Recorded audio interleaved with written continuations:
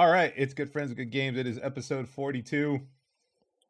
What do we got on the panel today? Oh, it's Dill, it's me, it's Morgan, it's Zenith. Everest is off. She is currently moving. Safe travels, Everest. She got a long road ahead of her. Mm-hmm. Don't forget to stop at In and Out.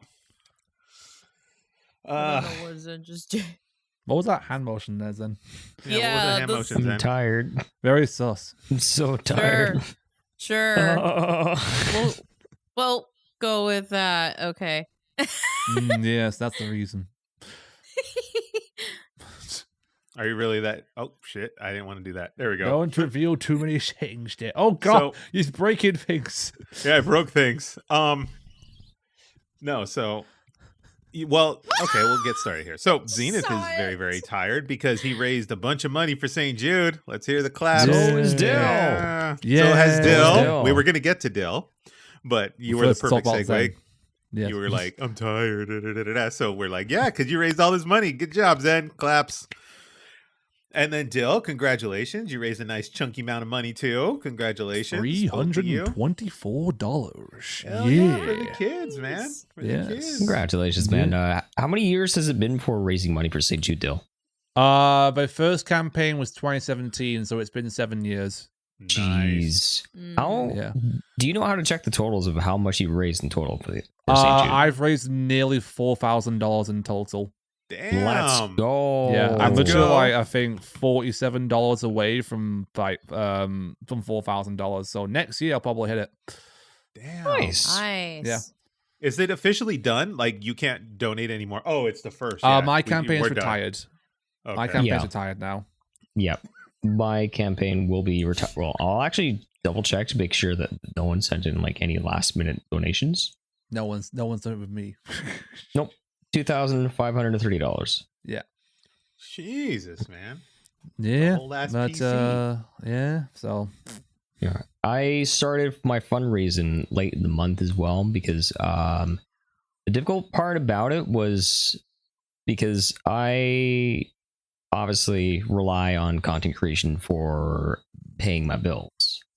And Right. I was like, well, if I start from the beginning of the month, I probably would have like no money left over for rent next month. Mhm. But thankfully, because I had a nice birthday, and that gave me enough confidence to like, all right, we're raising money for St. Jude. We can actually do it. And we also qualified for the Plus program while raising money for St. Jude, which is absolutely Hey. baffling. Congratulations. Look at my sir. little cheerleader. Nice. Look at this. I paid her to smile this much, like Bantamwayne. yay. Pom poms. I don't know where they are, Nice. but there you go. So, congratulations to both of you. That's a beautiful thing to be doing. Pow and I hope to join the fold in Christmas time when they do open it back up. If they open back up, Yeah. Pow and I are hoping to Yeah. join the fold and raise some money. We're planning some That'll be stuff out. wonderful.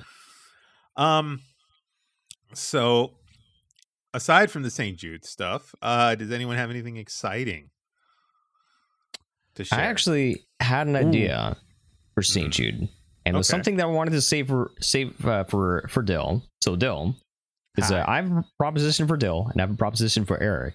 Mhm. So, Dill, next year, if you set for one of your milestones, we can do a thing where it's opposite day, where Huh. you stream a Zelda randomizer, and I have to subject myself to one of your weird Pokemon like Nuzlocke randomizer challenges. No. Oh, no. I mean, you've already done Kaiser Waimon, so it can't be that. Yeah. But I could bring up a few ideas there. Mm-hmm. I mean, to play at Pal the could same do this time, too. we can also do little things where little donations can like allow us to Yeah. exchange hints and advice. Oh, we can change our usernames as well, like Cheesus says. So I'll become Legend of Dill, and you become Big Zen Gamer. I am not rebranding my entire Twitch, but I No, will but like you can do it act as a overlay on OBS instead of doing it on your Yeah, platform. I'll I be a think big it should Zenith be. gamer. I'm sorry. I think it should be. I think it should be Legend of Big Dill. Yes, that sounds better actually. That's better. And then, And then what would it be? What? Oh, that sounds fun. Yeah, I'm up for that. Yeah. I'm up for that. My Ooh, proposition for Eric. Okay. Oh, sorry. Nope. Do you have something, Dill? No, go on, Zen. You do finish your thing. I'll show you my thing in a sec. Okay, so my proposition for Eric, if you do this, if you raise a certain amount of money, you should have it where certain amounts kind of forces us to join you on stream or stream on the the Good People Media Group Twitch channel. Okay. Over the holiday. In support of St. Jude. Yeah. We could do this. What would we play? Good question. Well, we got half a year to plan for that. Yes, we do. true. We can figure this out. But I guess yeah. like some Mario Party, Mario Golf might be an interesting. I could definitely swing some Mario Party. Some Mario I Party. definitely could fun, subject you some wonderful pain. Okay. We could probably figure this out. Okay, we'll look into this. We're gonna come up with a game plan. But yeah, that is a good idea. That is a good idea. We can definitely make something happen with that. We'll get Pow in here. We'll get the whole family in here. We'll make it happen. You guys, if you did not know, TwitchCon tickets are now on sale. What are the prices this year? So if you want just the 3 days, I think it's like $239. Okay, I that's believe. not terrible.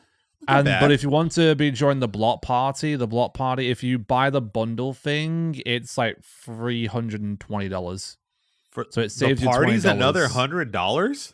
$110 if it's separate, but if you buy it in the bundle, it's like $320. So it's actually a $20 saving on it. So it's $90 if you do the bundle thing. Okay.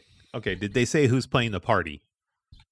I don't know. I haven't done that much research into the block party, party thing. If anyone in the chat knows who is playing the TwitchCon party, this will help me justify if the $100 is worth it or not. But do you need the TwitchCon pass and the party thing, or can I just buy the party pass? You can buy it separately, the party pass, if you want to buy it separately. What? Maybe I'll go to the Twitch party. But it's like $20 more if you buy it separately. Oh, maybe I'll go to the Twitch party. Yeah. Hang on a minute. TwitchCon San Diego. Early bird tickets. Let's see here. TwitchCon 2019. Yeah, so the block party, what's included?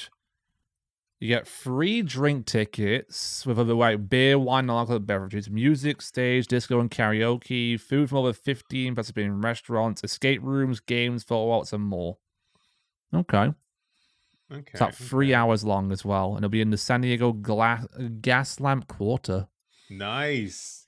Oh, so they're blocking off that whole. Okay, that's kind of cool. Yeah. Let's see here. It does not say who's playing the party. If there's anyone playing the party. Okay. But yeah. So it's. Oh, I'm mistaken actually. For the 3-day pass alone, it's $239. But if you want to include the bundle for like the block party pass, it's $329. And this offer actually ends in 11 days.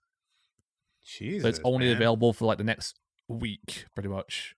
Well, if anyone wants to room Eric and Pow for the TwitchCon festivities, feel free to reach out to us, and we will. Have you been to the Gas Lamp Quarter, Eric?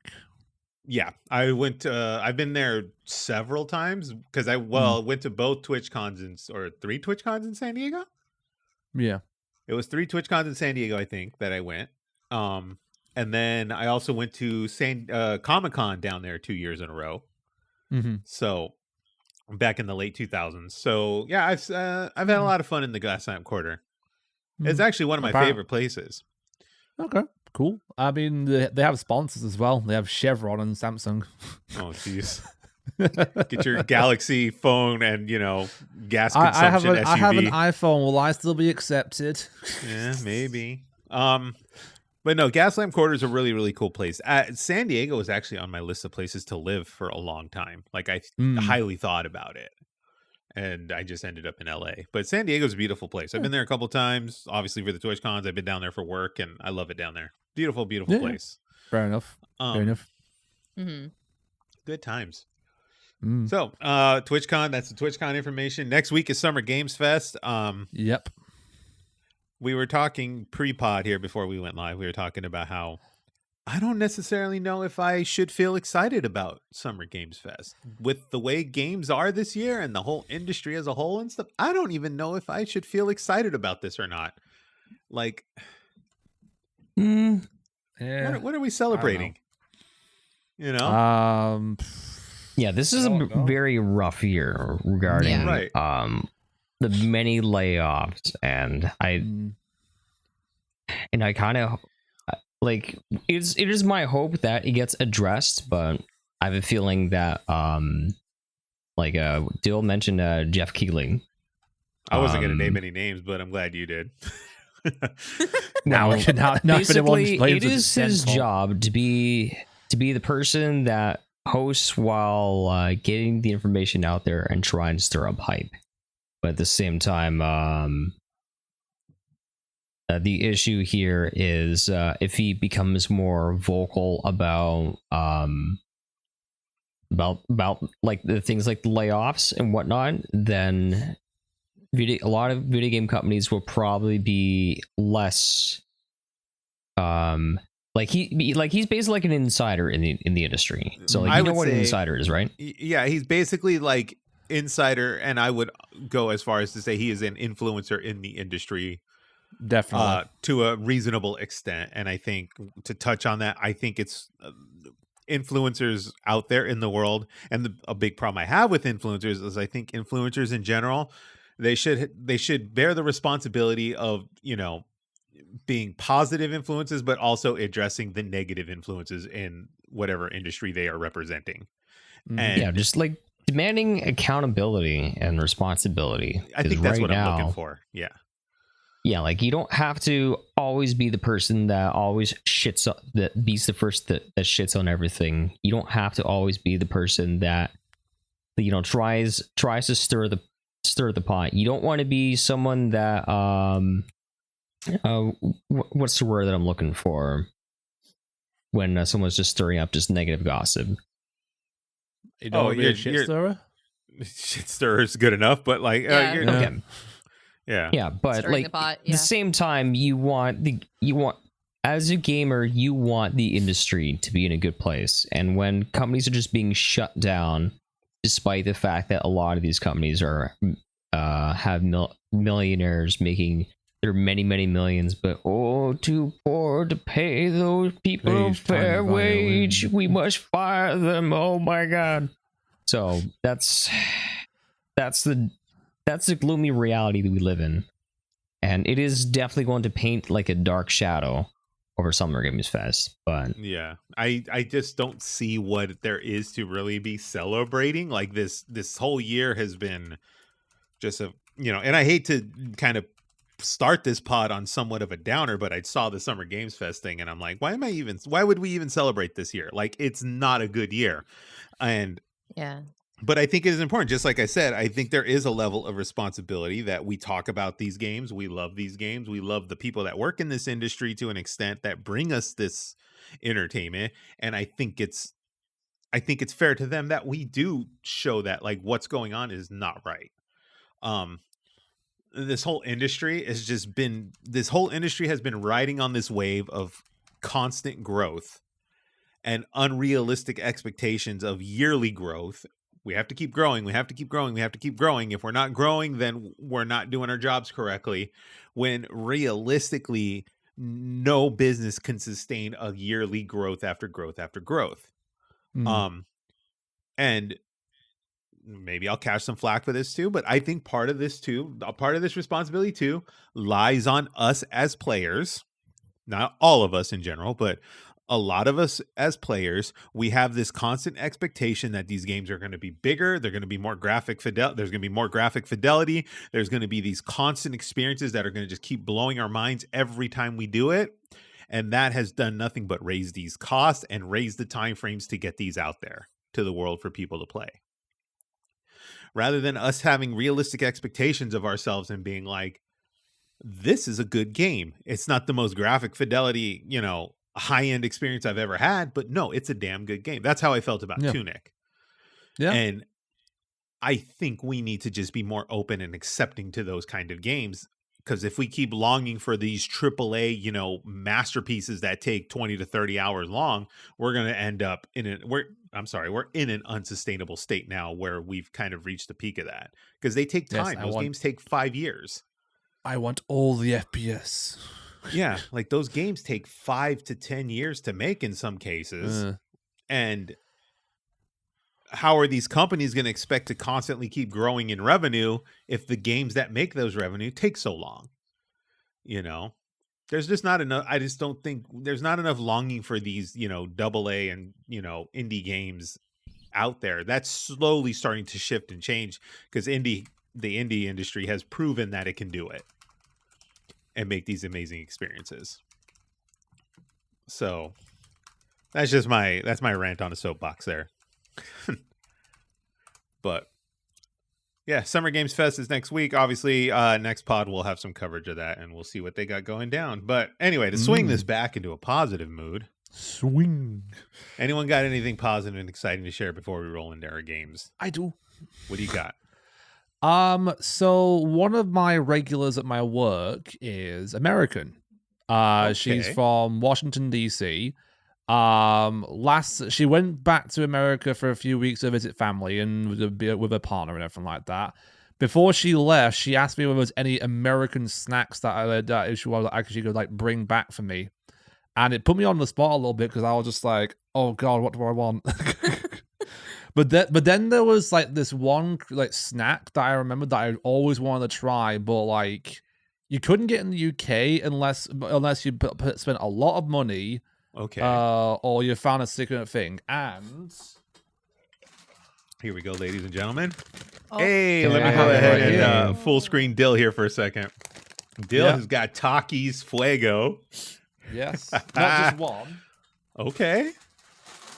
I have 2. Hey. She bought me 2 packs.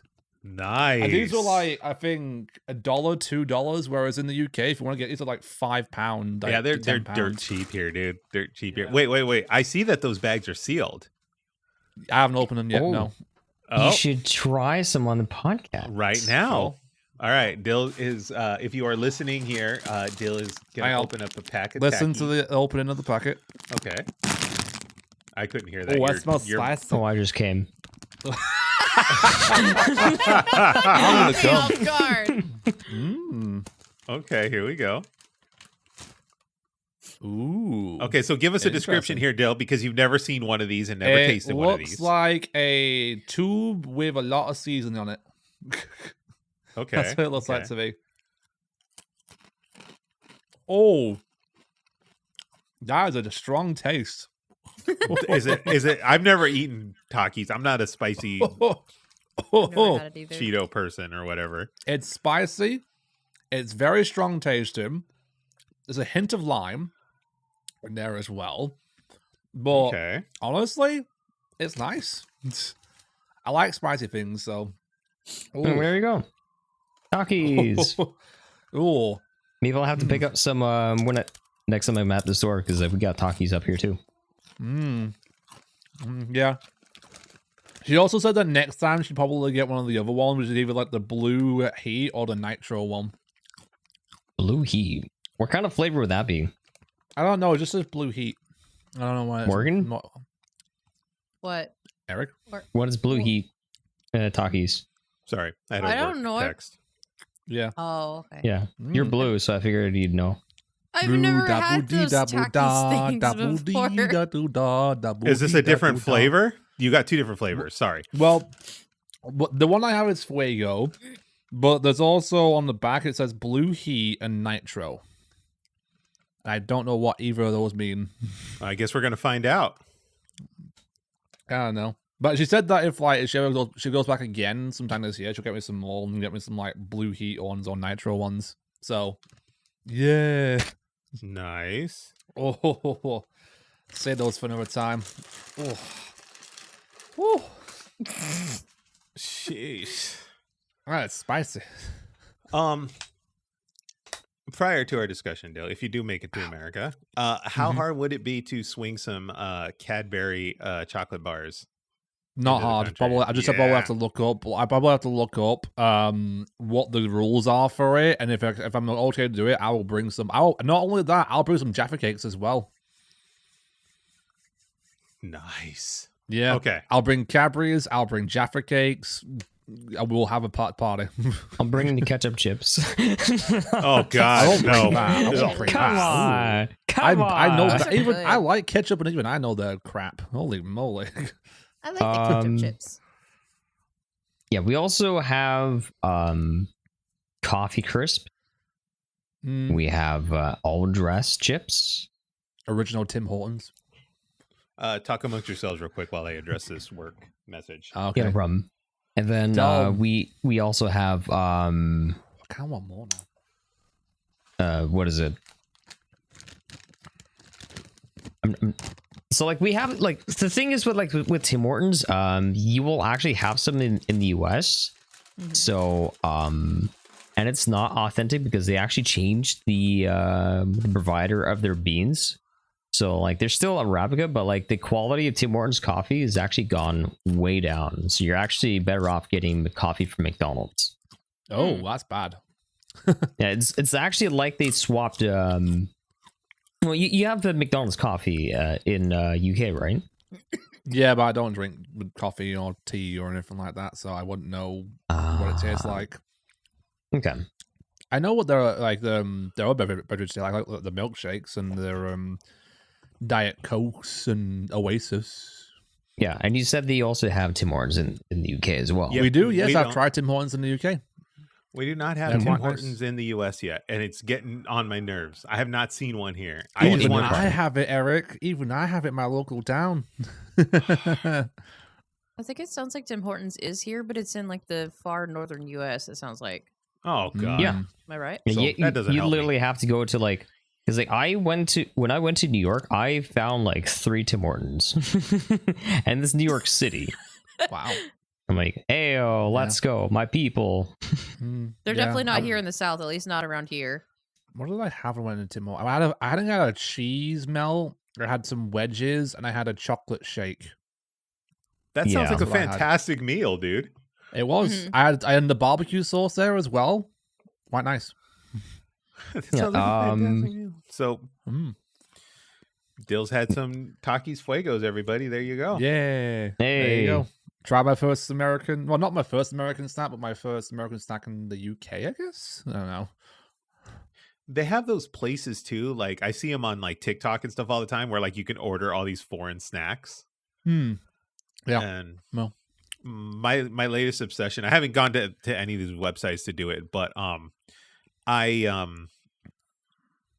very fortunate to have a lot of like Asian grocery stores and stuff here in LA. Hmm. And my latest obsession has been the like random flavored Kit Kats that Oh, you yeah. can get from Yeah. there. Like there's like the banana Mhm. cream one, there's like a green tea one. The orange one Yep. is A1. Ah, Got it. you got it. Okay. Yeah, I got it. We Sweet. need cheap viewers. We need them now. Mm. Let's go to some cheap followers, guys. Yeah. Get us to 69 Yeah, followers. send us your money, otherwise you're cheap. Who needs cheap followers? Who needs cheap followers when we have a Chibi, we have a Demi, we have a Prom? Who needs cheap followers when we got this? Yeah, I'm fully we're content. There you fine. go, We for we free. don't need Yeah. viewers. We're stacked. Yeah.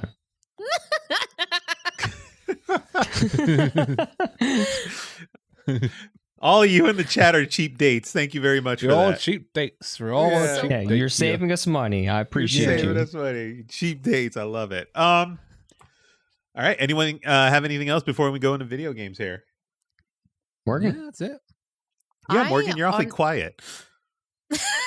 I was just letting everybody speak. I don't really have anything new on my ends other than I get to come back to streaming here real soon because like I had to go on like a unwilling hiatus for spring. So it's like, it's a spring weather Oklahoma thing. So I'm excited to come back to streaming. That's basically like all I have like on my ends. I don't have anything big like. Great job, Morgan. Great job. Great job. You survived natural disasters. You survived the month of May. Yeah. You survived the Earth trying to take you out. Yeah. Congratulations. Well, what are you going to play when you come back? I have to do my milestone from my last charity campaign for heart support. So I have to do a Zelda May cosplay while playing Breath of the Wild. So that basically is the first stream that I'll be doing whenever I come back. Oh. Okay. Sounds good to me. I like it. I just saw the name of the studio name. Why did you do this? Are you so sure it was me? Wait, are you guys renaming the Discord, the channel name again? Yeah. I did this time. Probably, I think it's maybe the first time that I did it. I'm not going to say this. She's staff. She's allowed to do this. Well, who put this one in here? Guys, if you're listening in the chat right now, they're putting inappropriate. They're renaming the Discord channel inappropriate things. Yes, welcome to the Morgan's Mommy Milkers podcast. Do I need to file a report, Morgan? No, he's good. But if I want to like smack him on his tag and just kind of like do this, because you're like gonna have to smack Dill because it was Dill, not me. Wait. Okay, so I could smack Dill like in this direction, and I could just go like that. I'm above you actually, so you can't really smack me at all. Yeah, it's like if I full screen Discord, then Dill's like in the top left. But if I have it minimized like I do, then like Eric's actually above me and Zen's beneath me. Yeah, Morgan and your bottom energy. Sorry, you can't. Dill's above She's you. right down there on the bottom with you, according to my screen. Yeah, you're on the bottom with me too. Well, it's Pride Month. I'm happy to be below Eric. Oh okay? my god! Let me get a flag here. I don't have a flag. I don't have a flag. But okay. So before we get into what we're playing here, we also had this Sony State of Play thing here before we get it. I did not watch any of this. Did anyone watch this? I did. Is there anything interesting of discussion here? Astral Bots, an actual official Astral Bot game, has been revealed and is coming out in September. The trailer actually looked really good for it. Okay, I will say that. I'm not sure how much the game's going to be. I just know it's coming out in September. There was a gameplay trailer for the new Monster Hunter game, Monster Hunter Wilds, that looked decent. Other than that, a lot of the other things were like either things that we already knew about. There was some Souls-like kind of games in there. There was like an Overwatch clone kind of game, which like was like Overwatch meets Guardians of the Galaxy multiplayer game. That looked interesting, and God of War Ragnarok coming out on PC later this year as well for PC players. That's another thing. Until Dawn as well, getting the PC and PS5 directly update. Yeah, is it that they're getting the remaster thing, right? Yeah, fully remastered. Okay. Yeah. So I've noticed some rustlings about the excuse me. I've noticed some rustlings about the PlayStation Network thing. Okay, guys, let's be realistic here. Let me go to full screen for this one here. I'll take a bullet for you all here. Hold on. We'll go full screen here. I'll take the bullet for us here. All right. So after the whole Helldivers debacle, right? It would be pretty naive to think that they weren't going to do it again with the other games coming to PC from Sony, right? They just didn't do it correctly on the Helldivers side. It was like the first time they gave it a shot, they realized, oh, we can't do this. This is dumb. We got to do it the right way, right? So now that we have Ghost of Tsushima, which requires an account, I'm already hearing God of War Ragnarok's going to require it, etc., etc. This is going to be the norm, guys.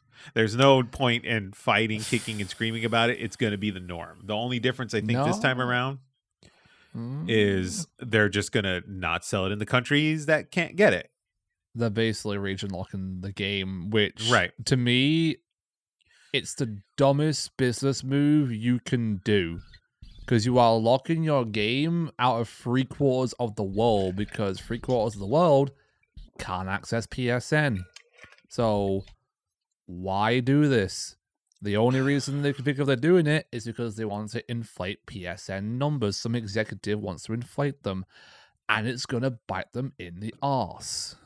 I mean, okay. Yes, it's going to bite them in the ass.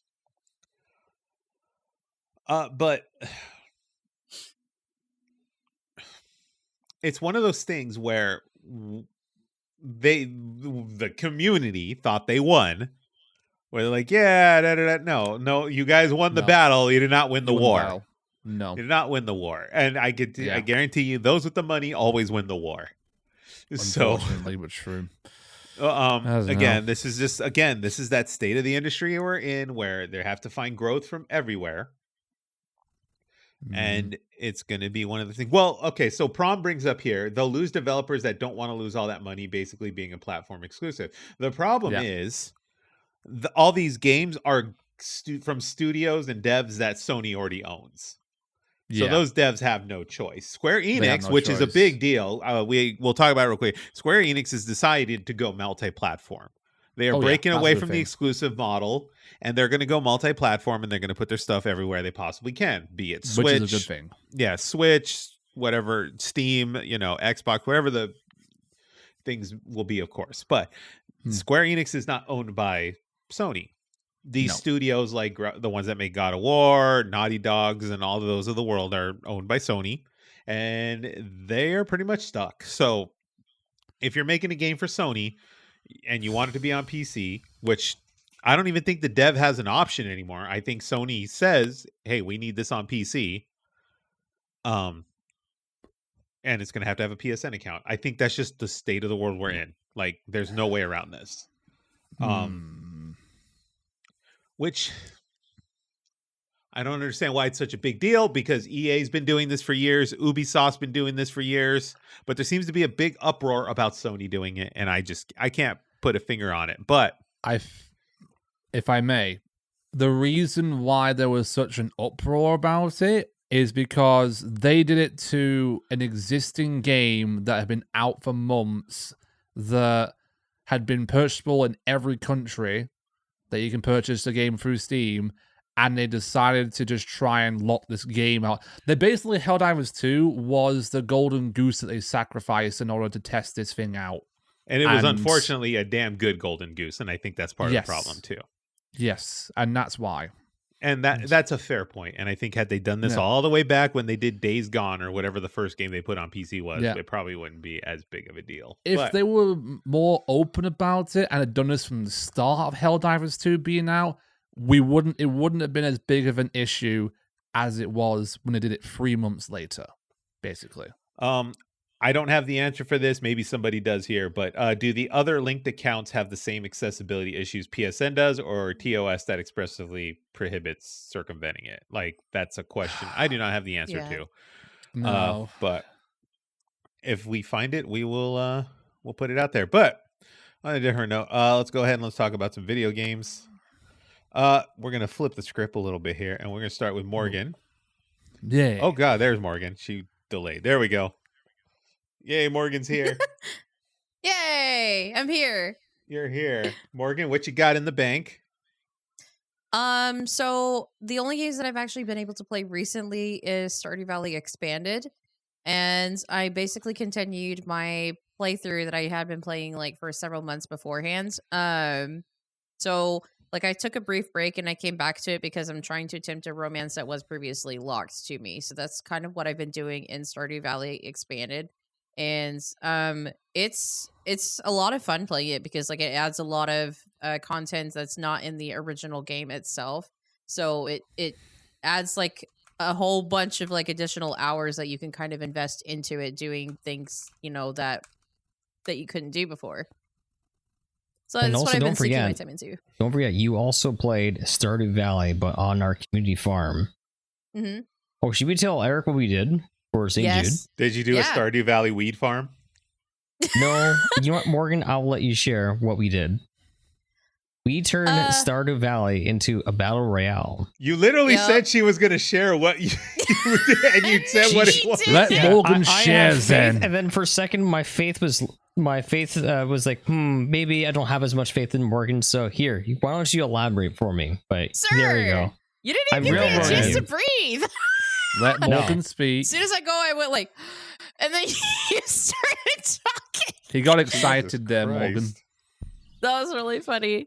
But yeah, we had to do like a battle royale as like one of the redeemed incentives, and it was a disaster. We didn't have crops, we didn't have trees. Nothing grew on our farm for like 2 Yep. weeks. Yep. Why are you destroying according to the chat here, you're destroying the farms. Like, why are you destroying Yeah. the crops? So I had a $50 St. Jude incentive where we turned the game into a battle royale, and one of our mods, Davey, that's in chat, gave us everyone 90 bombs, and we just blew the crap out of each other. Nice. Nice. That's- Happy Pride Month. Yeah. Happy Pride Month. Anyway, Part of but Yeah, go ahead. no, that's all. Don't let him go Part of ahead. what- He interrupted you. Interrupt him back. Yeah. Interrupt him back. Tell him off. Part of what I think was funny about it too is like afterwards, whenever like we were planning all of our stuff and whatnot, like all of us ended up rebuilding our farms after that point. But Zen, for whatever reason, decided that whatever spots of grounds that was already damaged is where he placed his crops instead of actually properly using the tools to. Yeah, I used the trenches of war to build my farm. How patriotic. I was like, that is the laziest thing ever. Some Why goddamn not? Gettysburg built on the land of Gettysburg. Fucking Zenith's farm. Here's where Civil War took place. I'm gonna build my farm right here. Jesus Christ. I've never played Stardew Valley. It is on my list of things to purchase. Probably summer sale whenever that rolls You around. should But play it. I got a question.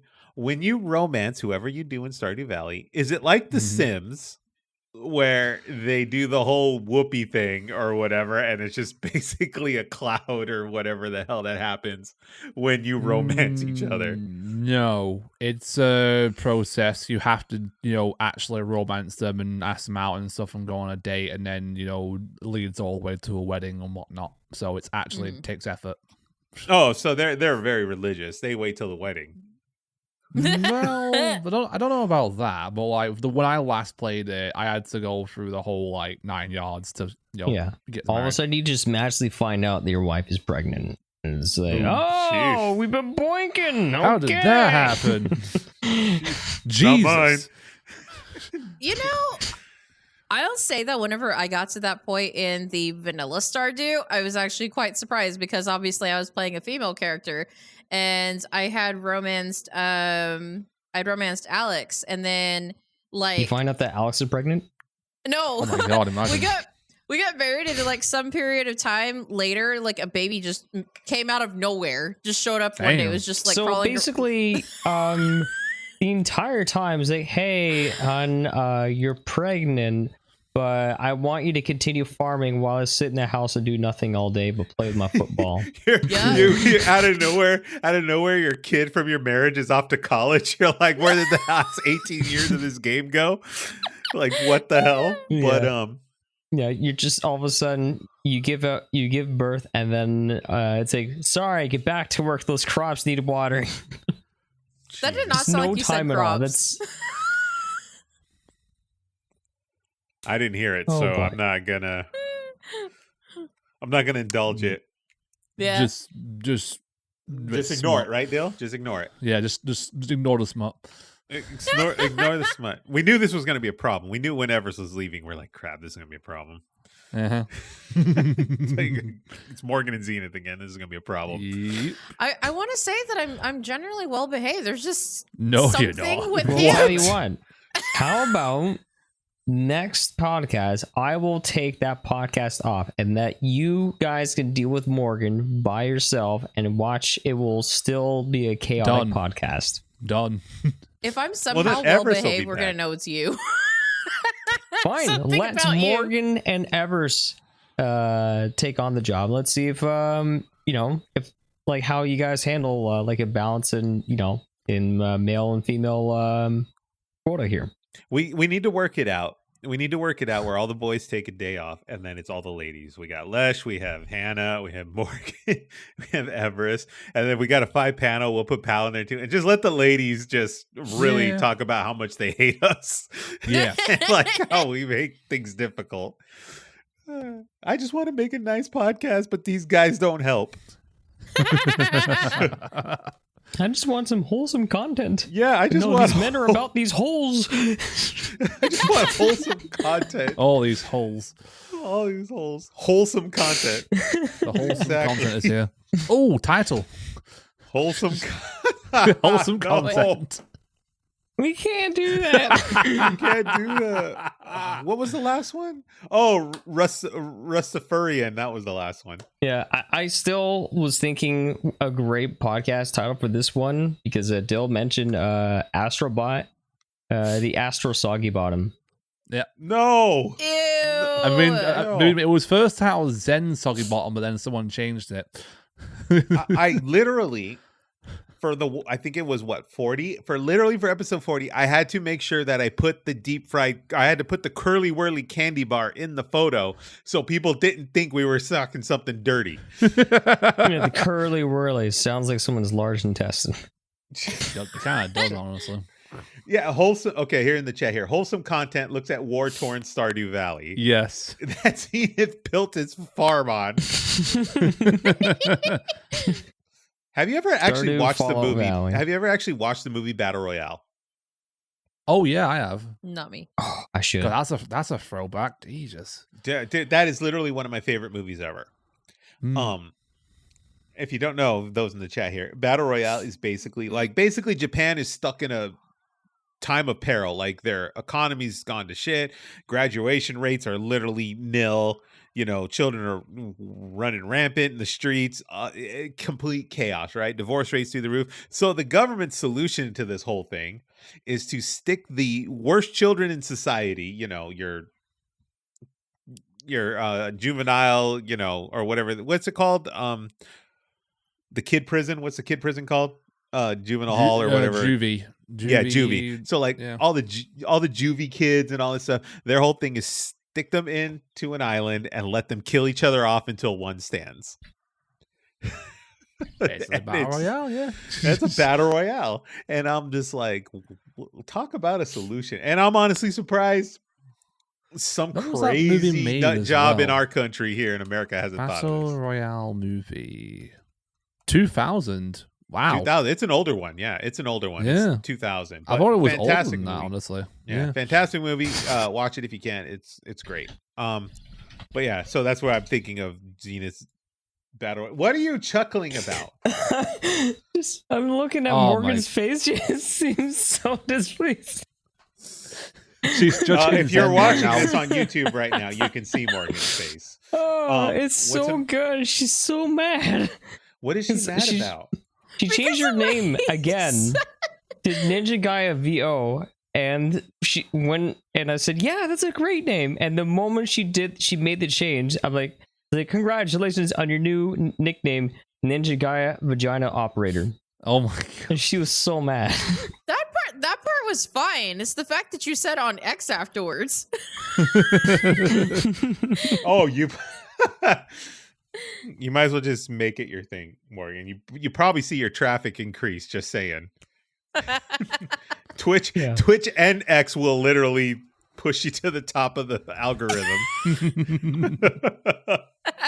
Congratulations, you'll be partnered next week. Woo! At the rate things go. I don't want to see what the emotes are. Don't show me the emotes for that channel.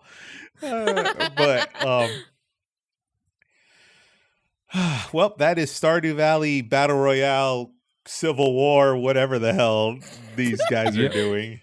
Yeah, Stardew Valley Endgame. for, for the children of St. Jude. It's funny. All out war torn farming simulator for the children of St. Jude. Stardew Endgame, and then Thanos just comes down and obliterates everything.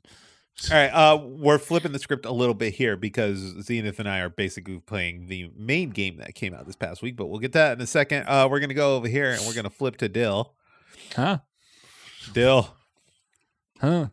We've got some Dark Souls 3 crowd. I'm assuming all these crowd controls are were from your St. Jude campaign. Yeah, I basically did a whole month where I just played crowd control games. You know. So Pretty tell us much. about the tell us about the Dark Souls 3 crowd control. How did this go? Was it fun? It was successful, but it wasn't as many options as Elden Ring. Elden Ring had a ton of options, but Dark Souls had like half, maybe less than half of the options compared to. I'm just glad I got to kill Dill. Because all of a sudden his life bar vanished. He had yeah, 1 my HP. life bar just went and I got Nice. killed immediately. But yeah. But yeah, it was a little bit different because with Elden Ring, a lot of the things were like timed for a lot of the body changes, but in Dark Souls, any of the body changes were permanent unless someone pressed the default player button, which would undo like, because you can make my character like big head and marshmallow, so like really big body and really big head, and it would stay permanently unless someone like pressed the default player button. So that was fun, and I beat the game in a week because I got through most of the bosses, and then the last bit of bosses, including the final boss and then the DLC bosses. One of my community members actually helped in making me invincible, infinite stamina, and infinite magic. So I was just hacking and slashing at the boss while they were doing nothing to me. So on the final day, I beat like the last 6 bosses in the game, including DLC. Because of that. Yeah. So I beat the game within a week. So that's why I have more games I played as well afterwards. Which led you right into Sonic Adventures 2. So before we get into Sonic Adventures 2, over the past weekend, a Twitch friend of ours, Ninja Falcon, came into town, and we went over to the Sonic Racer Cafe, which is a Sonic restaurant pop-up. They basically sold Sonic style foods like chili dogs, and they had onion rings, quote unquote Sonic onion rings and stuff like that. This is the most expensive hot dog I've had in my life. It was like a $13 hot dog, and I'm like, did you take a picture of it? You know what? I ate the thing before I took the picture. You were too hungry. I think it was more this look on myself where I'm like, I'm paying like $13 for this hot dog. And I just ate this. It was I guess you could say like a Western barbecue hot dog. It had like onion crisp and barbecue sauce and bacon on top of it. Was it a good hot dog? It was okay. Be it expensive, it was actually a decent hot dog. It wasn't a horrible hot dog. It was a decent hot dog. The one thing I was impressed with, instead of using a hot dog bun, they used Texas toast. Which, if you don't know what Texas toast is, it's basically a thick piece of bread that's like buttered and grilled. Texas toast. IHOP did a promotion for Sonic. I'm hearing this in the chat here. Yes, they had like Shadow the Hedgehog pancakes or something like that. Oh my Were you God. there, Morgan? Did you go to IHOP? I've never been in an IHOP before. What do we do with you?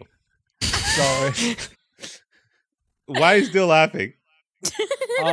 So for those who don't know, obviously the IHOP did a Sonic event with the pancakes, and yeah, as I said, there was Shadow the Hedgehog pancakes, and there was this TikTok that I watched of someone actually getting that, being disappointed, and someone asked him why I was disappointed, and I was just like, I didn't get a free gun with my pancakes. What? Because if you played Shadow the Hedgehog the game, Shadow the Hedgehog in the trailer has a gun. How do I play Sonic? How do I play Shadow the Hedgehog? That's the thing. In the actual gameplay, he doesn't have a gun, but in the trailers, he has a gun for some weird reason. I don't know why. Okay. It's all right. on GameCube, I think. I forget. Let's take a moment. It was here. GameCube. Yeah. Let's take a moment. GameCube. I'm gonna flip back to Morgan here. Yeah. Morgan's never been in an IHOP. Have you been in Neither a have I. Denny's? No. You have an excuse. I don't know if they have I'm IHOPs in British. the UK, but for where Morgan lives, we will not say where Morgan lives. I can't imagine Oklahoma. they don't have an IHOP. She lives somewhere near No, Canada. we do have an IHOP. I just don't remember if we have a Denny's. I've just never been in the IHOP before. I literally thought every town in the world had a Denny's. Well, let me have a The look. UK Denny's are like the Denny's. cockroaches of the restaurant industry. They're everywhere. Yeah, They we have actually infested the UK. I actually have to go to Niagara Falls to go to Denny's, but we do same for IHOP. But I've been to both. I actually prefer IHOP because it's more like because Denny's is like really gross and makes me feel like gross and greasy. And remember when I first met you at TwitchCon, like I had Denny's literally the day before, and it did not help. So, okay. I went back to the bathroom. All right. Okay, Morgan. Oh, she's Okay, really yeah. into this now. Did you find an IHOP?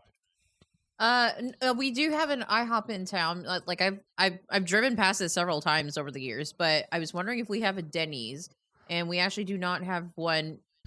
Technically, that close to where I live, I'd actually have to drive a bit out of the way to get one. Or like I should be realistic here. Like I live in a place where there's all these restaurants. Okay, now if they don't have this there, I'm going to be very disappointed, Morgan. Mhm. Do you have a Cracker Barrel? Yes. Okay, have you been in the Cracker Barrel? Yes, I've actually gone in there plenty of times with my sister, and like Jane and I, we've gotten many meals there. We've actually bought knickknacks from their little shop thing. So Okay. yeah, we've definitely been in there before. Okay, so it's not quite like a Cracker Barrel. Do you guys have a Waffle House? Is it literally called Waffle House? Yeah, it's called a Waffle House. I don't think so, because I don't Okay. recognize that name. Okay, that doesn't help. Anyway, IHOP. Okay, we always get into this thing. Pow and I always get into this. Here in LA, we have the three. We have the Denny's, we have the IHOP, and we have the Norms. Norms, and if anyone has a Norms in their area, they're going to agree with me here. I think Norms destroys the other two completely. But I do believe IHOP is better than Denny's. So, I've actually never been to Norms. I would love to try it. oh, Norms is so good, dude. I love I'm Norms. just I don't think Googling they're. all I don't these think they're things. much outside of California. I could be, but I don't think they're much outside of there. It's a California thing. But Normses are fantastic. Maybe I'll take Dill to Norms. Yeah, because I have Zenith, no idea go what buy any a of these are. TwitchCon ticket. I don't care how you have to do it. Go sell your feet pics. I don't care. Ooh, they make cheesy hash browns? Hell yeah, dude. Okay, I'm interested. And the French fries, you can tell them you want garlic Parmesan fries, and they will make that up for you. Oh, That dude, that might beat Taco Bell fries because so far Taco Bell fries, nothing has beaten that yet.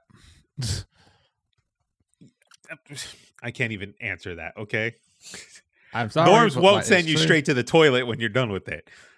Yeah. Well, I'm sorry, but Taco Bell in the UK is actually pretty good and doesn't take me to the toilet immediately. Okay, fair enough. Yeah, here Taco Bell is literally a fast food laxative. I'm you aware. need to clean, you need to cleanse. Just go to Taco Bell. Anyway, Morgan's never been in an IHOP. She's been in a Cracker Barrel, so I guess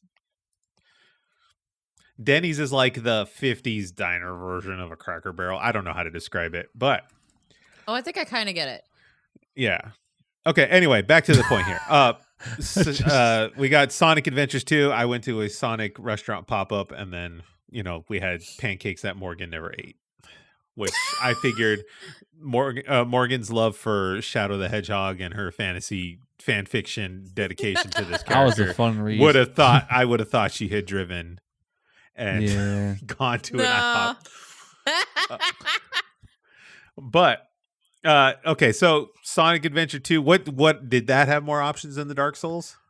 I think it has the same amount of options, but a lot of them were like, the problem that I had with Sonic Adventures 2 was that at first it played really fast, like way too fast than a normal Sonic Adventure 2 playthrough, which is when I realized on the mod manager for the game, I forgot to cap the FPS. Because, spoiler alert, if you don't cap the FPS in Sonic Adventures 2 in the mod manager, it will go at twice the speed it normally does. So that was an issue that I had to deal with. When I realized that option, I fixed that. And then for some reason, I don't know if it's because of the mod that's installed for crowd control on Skyrim Dark Souls 2 or if it's because of crowd control itself, but a lot of the redemptions would last half the time that they would displayed on crowd control software itself. So I don't know what the issue was. I submitted a ticket to crowd control to see if they could explain what was going on there, and I don't think I got a reply back from them at all about it. So it just worked itself out. No.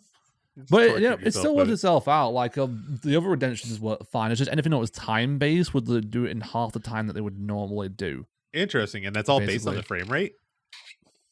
I guess so. I mean, Huh. the speed was based on the frame rate, which I locked the frame rate, so that fixed that issue. But the crowd control, like being half the time that it would normally be, like basically as Demi says there, the redemptions were in gotta go fast mode where they did it in half the time compared to like normal the time displayed. So I don't know what the issue was. I tried altering the mod to see if that helped, and it didn't do a thing. So like, yeah.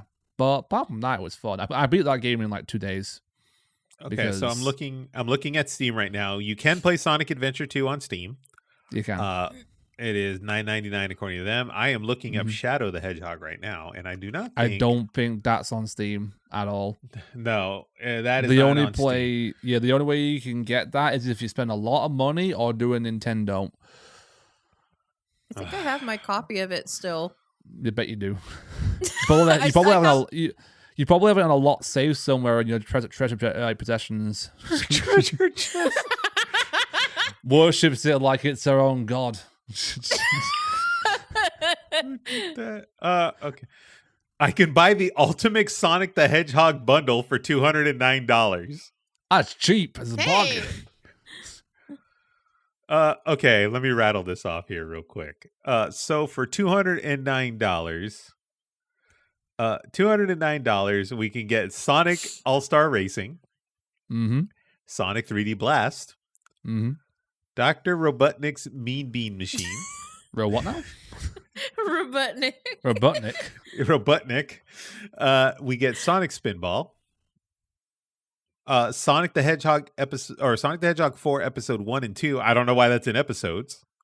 Ask Sega. And then we have Sonic team. And then we can get Sonic Adventure 2 and Sonic Adventure 2 Battle. I guess Battle's a DLC. It looks like this according to this. Battle is the extended version, yeah. And then we can get Sonic Lost World. I would recommend that one. Sonic Generations Collection, sorry. Right. Sonic Generations, Sonic Mania, which I hear is the good one. Sonic Mania. Then you can get Sonic Forces. Team Sonic Racing. Which is $40 by itself. What the hell? I guess yeah, and then Sonic Mania Encore DLCs. So that is all for $209. Yay! Oh, and the Steam Summer Sale will be like probably $1. Okay, so we're I guess if I'm gonna do a Sonic, I haven't touched Sonic in ages, and I'm not gonna lie, I'm getting the bug after going to the restaurant. Have you played Sonic Frontiers? Is that the Breath of the Sonic? Is that Breath of the Sonic Wild? That's the Breath of the Sonic Wild kind of Sonic game, yes. Okay, so that game is... That's the easiest one to play and access in my recommendations. Sonic Frontiers. Okay, hold on. Let's see here. And it's also pretty good. Sonic Frontiers. It's a Steam page for this. Jesus Christ, man, $60. Yeah, wait until the sale goes on before buying that. It'll probably be like half the price. This is a question for the people in chat here. How many of you in chat actually pay for like full price for these Steam games, like in general? Like who actually pays $60 for this game? Unless I really want the game, no. And then there's a game called Sonic Shadow Generations that is coming. That's the next one that's coming out, yeah. Which be careful, type in Sonic X Shadow. That's all I have to say. Oh God. Yeah. Whoa. Where does it take us? But without getting us banned, where does it take us? A lot 34. of fan fiction. Oh, Rule 34, huh? Yeah. Yeah. Yeah. I see. Okay. Well, we don't want to do that. Nope. Okay. No Rule 34 here. Okay. Back to this here. Okay, so this one I'm gonna guess still had all of the options, and that is the Skyrim crowd control. Well, you should probably ask Zen about that as well, because Zen was the reason that I actually decided to play that for my last stream on St. Jude. All right. Pretty much. Which one? Skyrim. You did Skyrim crowd control as one of your Yep. redemptions for St. Jude, and it was so hilarious that I decided I want to try it myself, and that was a lot of chaos and fun, and a lot of cheese. Yeah, I went flying through like the mountains of Skyrim, and I'm just shitting out cheese from every single orifice. Wait, you're shitting out cheese? You're shitting out cheese. Yes, I have a clip. Morgan, can you find Wait, I've what is seen the name of this mod? It's the just crowd Skyrim. control. It's just crowd Skyrim. control. Okay, I'm Yeah. gonna start a Skyrim stream and have one of you guys join. I just want to see what this does. If it's the clip that I think of, it's the one. Is it the one where like you literally spawn back in and like cheese erupts from your butt and you fly in the air? Yes. I think that's the one. Because I think I'm the one who made it erupt all those cheese. As Is soon there a as I clip saw of the this? cheese explosion was like one crowd control point, I was like, keep going cheese. Is there a clip of this? Mm-hmm. Okay, Morgan, you hunt down Let's that see. clip while we go back to Dill Yeah. here. So Dill, Yeah. Yep. so Wait, out of Um, these crowd controls, like, is the Skyrim one the best one, or do we got? Skyrim was the funniest one out of all Okay. of them. Like, you can literally make a lot of things spawn in, like mud crabs. I got hit by a mod by a lot of mud crabs that would kill me instantly. Someone who I met through the St. Jude campaign and stuff actually like raided me and then spawned a dragon while I was inside the building, so that was like fun. and that was instant death basically.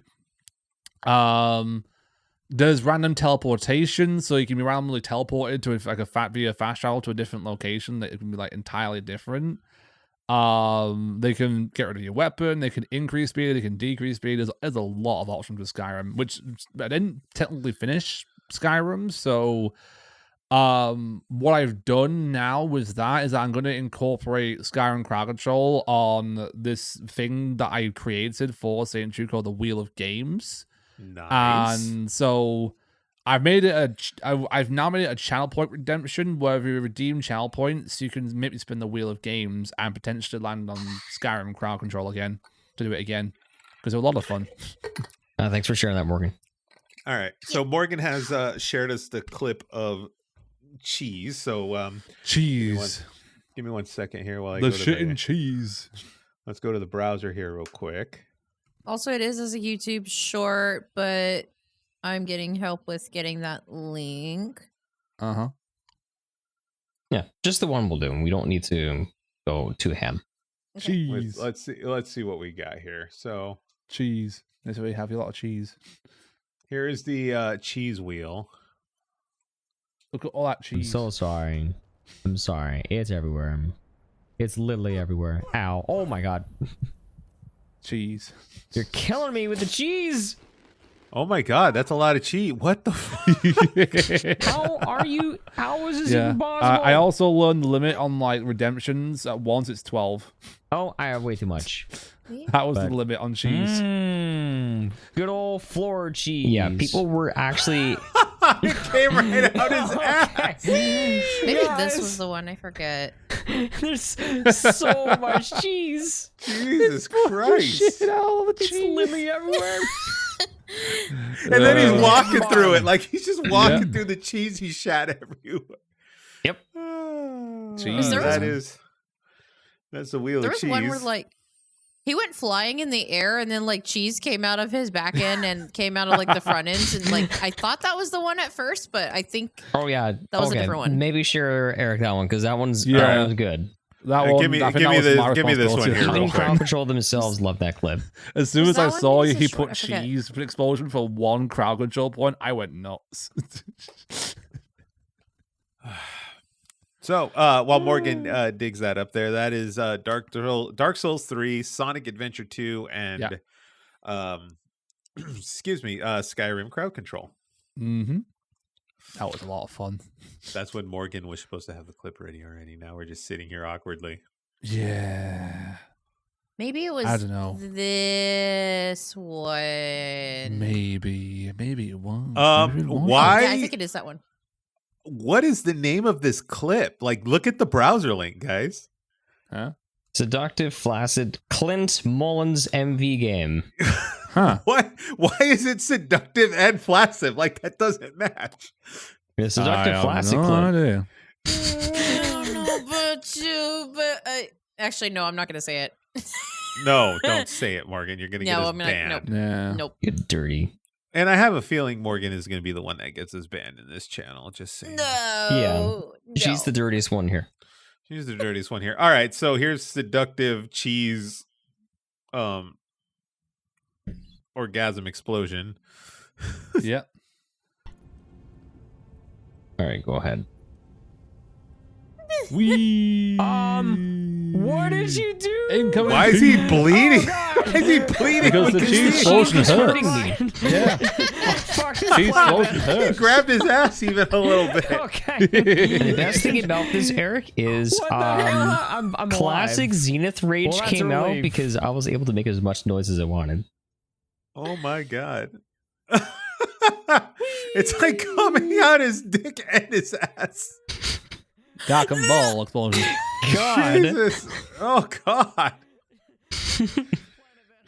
Jesus Christ. You mean Jesus Christ? Jesus Christ, there's the title. I job, win. Dill. Yeah, basically just the picture of like the podcast thumbnail is just my character like T-posing in midair like a helicopter, and cheese just flying out of their ass. Jesus. Oh my All god. hail the cheese. Yes, but That's also a good one. you have to like do some like lighting effects where it looks like the light of God is just like shining on him. Oh yes. Oh my The god. Lord. Praise the and cheese. and have the face of God from like Monty Python and the Holy Grail, just like Oh turning yes, to the clouds. absolutely yes. Write this down. We'll take notes on it after here. There we go. Okay, so before we get to Paper Mario here, Zenith did some Super Mario Sunshine via crowd control. How was that? Ah yes. I'm not done, but it was a lot. It was a lot of fun. But the thing is, though, I have to 100% the game, Eric, and I have to 100% no. on crowd control. So I've been lucky, because a lot of people were willing to help try and end my suffering. But I know that there's some people that are like, "Hey, what if we just ruined your day?" And there's quite a few of them. Because You don't the say. game is already frustrating on its own, but trying to collect every single blue coin, I had to collect all the blue coins in the volcano, Eric. It was not fun. I'm not wrong, And right? I was- Like Super Mario Sunshine's a bad game, right? Or am I crazy? No, it's good, but But the physics of it actually are like they tried to add so many things into it where a lot of the physics was rushed, and that's why it's more janky than Super Mario 64. Because Mario 64 is actually better put together when it comes to Mario's jumping and physics. He doesn't just randomly clip through things on a regular basis like you do in Sunshine. Because I hate the stupid water jet pack thing. Yeah, I don't mind it. It's just it's kind of weird that it's like I would have preferred it where throughout the levels Mario would just run around, and then if he finds Flood, he could do some things with it, but he doesn't have access to it the whole time. Right. I just remember I'm like, I don't like this game at all. Like, I don't, especially because it's the first one after 64, right? Yeah. I don't think they did anything after 64. It went to Sunshine. Yeah. And Super Mario 64 is good. Like, it's not just good, it's great. It's literally one of the best games ever made. And to go to Super Mario Sunshine, I'm like, this is just not good. I just did not think it was good. But I mean, to each their own. Zenith seems to enjoy it here. But like, to me, it just did not seem like a good game. Well, don't you worry, Eric. If you You're didn't gonna make it like good. Mario Sunshine, I did what was called a Super Mario Roulette, Okay. where and I did it for St. Jude, and I had to play Mario Brothers 1, 2, 3, Mario World, Mario 64. I excluded Sunshine because I was already playing that.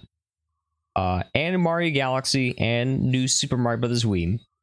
And I had to play them like my roulette, where we swap every hour, except I allowed people to donate to my St. Jude campaign, where I would immediately switch to the next game. Hmm.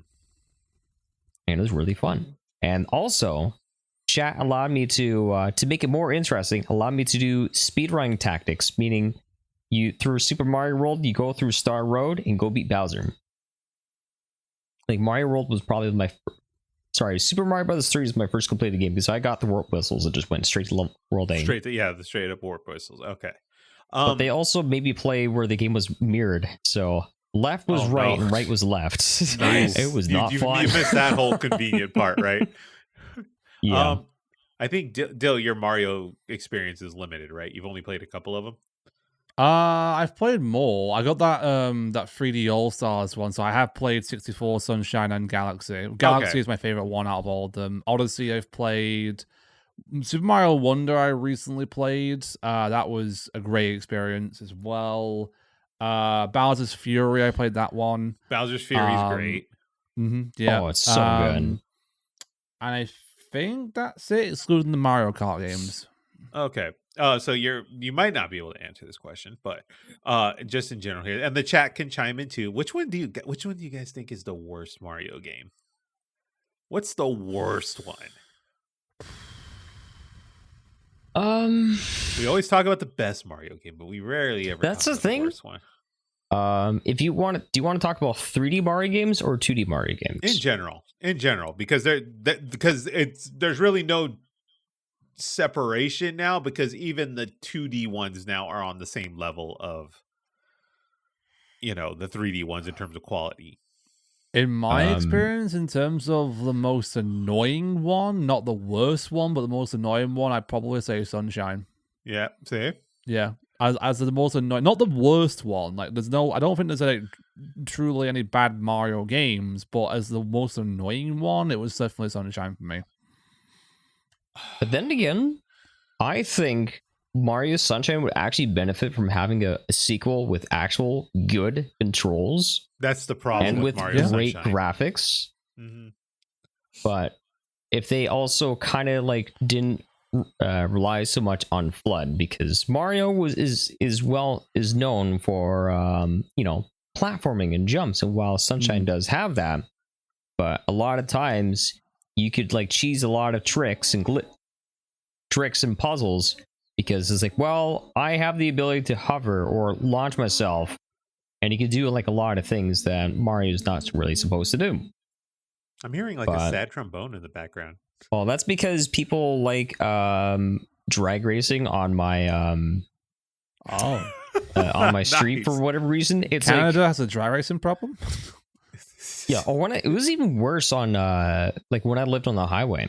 Is it Vin Diesel? Oh my god. We would have people on their motorcycles just zipping at max velocity on the highway at 3 a.m. in the summers. Oh my god. We have that and they'd be here so too. fast, cop cars wouldn't be able to catch them. But anyway, it's impressive. Yeah, I think Super Mario Sunshine is in desperate need of an overhaul here. It's hard to say which I think the worst one is. Sunshine is frustrating, but I partially agree with Zenith. It's not terrible. It's just frustrating. No. Yeah. It's just a frustrating game, but I do believe that frustration takes away from the experience. I think I might know. I think New Super Mario Brothers U. That one's pretty.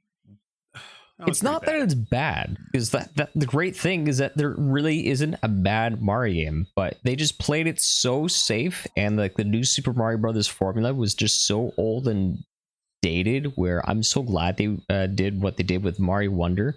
And that's the thing, that's also why I actually really enjoy Sunshine, is because they did something entirely different instead of the same old oh, here we go, Mario, the Mushroom Kingdom. Because, like, if you think about it, aesthetically, like Mario Sunshine, all the levels are tropical themed. You have like the Right. ghost It's hotel. a beautiful, beautiful looking game. Mm-hmm. Yeah, like it actually feels like you're on vacation, and I love it. How many of us here actually think Super Mario 2 is bad? Like Super Mario Brothers 2, the old school Nintendo. There's a lot of people that say it's the best Mario of all time. When it's not really a Mario game, it's just reskin. Yeah, but there's also it's like I played the original for the NES during the roulette, and I immediately rage quit and swapped to the Super Nintendo because it's way too hard. And if you have more than 2 game overs, they send you all the way back to World 1. Nice. Yep. Ooh. And you also Lovely. only start with 3 health. I was So, not happy. I missed who it was in the chat here, but someone did say the Lost Levels. And the Lost Levels, if you do not know, the Lost Levels is the actual Super Mario Brothers 2 that was released in Japan. Here in the US, we got a reskinned one from a completely different game, and they reskinned it as Mario. That's the US Mario 2 that you know it. Was that Yeah, from the she 90s? played it. Wait, no, Yeah. wait, never mind. I'm on the spotlight. But hi. Yeah, it's like, who are you pointing at? You're on the spotlight. But so Dill, were you gonna say something? Well, I remember seeing a video from an advert from a well-known comedian actor, I think Richard Madeley was his name, who did an advertisement for Nintendo, where he was talking about the new release Mario with all the lost levels in the bundle pack.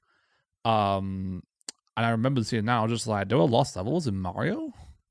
So Like- yes, so just to kind of wind back here. So in Japan, Super Mario Brothers 2 was basically an update to the original Super Mario Brothers. They just made the levels extremely more difficult. There was poison mushrooms instead of just the regular mushrooms. And I forget what other things are, but the game is so difficult that very few people actually were like successful at it and enjoyed it. In the US, we got a completely different game that came from Japan, and they reskinned it with Mario characters and all that kind of stuff. And that's what we got here in the US on the NES. Years later, during the Super Nintendo era, they released Super Mario All-Stars, which might be on the Switch online. I could be wrong, but they released Super Mario All-Stars, and in that All-Stars pack, they had the Lost Levels. Okay. You might actually, Might. I think the Lost Levels itself might actually be in the Nintendo Switch Online, in the Nintendo section. Okay, that's where you can play it then. Good luck with that one, because that one's literally, I think, it's not the worst one, but I think it's so difficult that people consider it the worst one because it's just not fucking enjoyable. Yeah. If I may, I will say that, like, Zen briefly mentioned this. I actually did play it as part of a milestone for my last charity campaign, and it was painful. It was very painful. Yeah. You rage quit at 69 deaths. Yeah, well, I mean, it's I have to hard. at that point. It is hard. I will say that, like, I probably died like literally every 5 seconds, but I will say that there was actually one level where I don't even know how it happened, but I literally breezed right through it because I stopped playing it safe, and I just basically, I just kind of basically went gotta go fast, and I just like zipped right through the level, and I don't know how I managed to do it, but I actually like I actually have a short of it.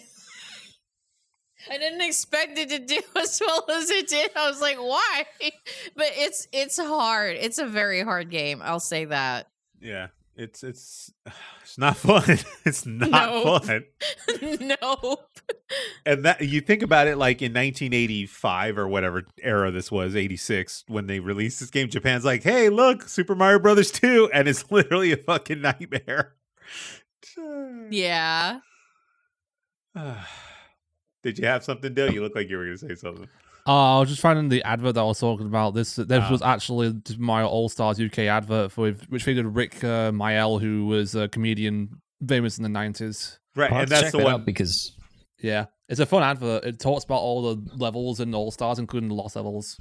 Oh. Yeah, I was one of those lucky people where when I was a kid, my Super Nintendo came with a version of Super Mario Brothers All Stars, which is the Super Nintendo like remade, like revamped versions of the first 3 games, including lost levels. Mm. And it also included Super Mario World, where Luigi actually looked different than Mario. Yeah, that's a cool one. That's a cool find. I was a lucky child. Yeah, that. That's a tough one to find too. That's a cool copy of the game.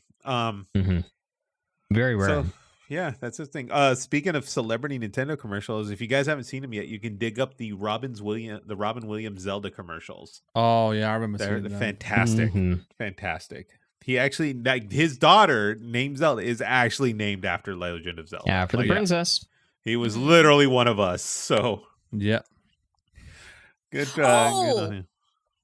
I actually think I remember the one you're talking about. Yeah, he did like 3 or 4 of them. He did like 3 or 4 of them for different games across the time. Rest in peace, sir. Okay, before we go to break here, let's spend some time and let's talk about the we're going to go to the horizontal because it's going to be Zenith and myself mostly. This past week, Paper Mario Thousand Year Door finally came to the Nintendo Switch. Talk about a really fucking special game. This is going back and playing it again. I realized like this is literally prime Mario, and I'm starting to really become a firm believer that Mario is great and it's amazing when it's weird. Super Mario Wonder, fantastic game because they got weird with it and they did weird stuff. No, Odyssey didn't feel weird. It felt like it was safe. Super Mario Wonder? Safe. Sorry, No, not Super Mario Bros. Wonder. Odyssey. Like Odyssey. Oh, no. Yeah, go ahead about Odyssey. Yeah, Odyssey, like sure, like the hat mechanic was like new and fresh, but like I still didn't quite get those same feels where I'm just like, oh my god, that's so cool that I did Galaxy? with Galaxy. Galaxy was great. Top tier. Yeah. And then Mario Brothers Wonder, same thing, same feelings. Like, oh my gosh, this is different. This is great. I love I Galaxy did not so get that much. without Odyssey. Oh my god. Yeah. Odyssey's okay. Again, it's not bad. It's just it's safe. It's nothing that's fresh. Yeah. I think Super Mario 3D World is better than Odyssey. But I agree. That's personally my favorite. Super Mario 3D World I think is just fantastic. But it's getting to Dill's bedtime. He's ready for a warm bottle and a nap. Bye, Big Dill. Almost called him Rockabye Dildo, but wow, don't do that. Now he's up. But okay, so back to Paper Mario. I do think so. Yeah, I think Mario is done at its best when they just get weird with it and they throw anything at the wall to see what it sticks. They do this with Wonder. They did all these wild, wacky, acid trip worlds in Wonder, and it worked perfectly. Mario was introduced. Yeah, it's like fantastic, right? And Paper Mario does the same thing. Paper Mario takes this RPG element that they lost with Super Mario RPG, and then they really ramped it up after the 64, and they did it on the GameCube. And Paper Mario Thousand Year Door, I think, is literally one of the best games ever made. It's honestly special. In my top 10. There is something so incredible about it, and like basically I had a moment in chat because I got the game, so chat bought this game for me, but the thing is I didn't get a chance to play it because I was house sitting for my brother, so I had no idea that it came in. But thankfully when I got back home, copy was there, but I didn't have a chance to play it until just yesterday. But we had a moment where do you know, so I'm not going to spoil much about this game, but Eric, do you know what the first town is? What is it? Petalburg. Yeah, Petalburg. Yeah, so like what I did is I went to that town, and as much as I'm loving the revamped music, but I turned on the nostalgia badge, and me and a bunch of people in chat almost broke into tears because of how emotional the game was actually here. And I'm just like, I am Wait, let's talk so about this a overcome with second joy. here. Is the nostalgia badge? There's a badge they added to the game. Yes, we're actually will play the GameCube version of certain tracks. Now they actually added a whole bunch of new tracks. So like, because Right. I was wearing the nostalgia badge and I came to a character introduction of one of the characters, and it was playing the new version of the song because it never existed in the original. So let's rewind real quick here. For those that have not played this yet, one of the elements in the game is Mario can collect different badges that give him different power-ups. Basically, Paper Mario, I'm sorry, is basically the successor to Super Mario RPG, and it's turn-based RPG combat. So it does. I'll explain in a second here what makes it special, but it is turn-based RPG. And then part of the elements of the game is that Mario can collect different badges that give him different power-ups that you use in the combat. So what Zenith is talking about here is there's a badge you can collect called the Nostalgia Mode, which I did not know existed. Now I'm just floored. I want it. Yeah, it's in Rogueport.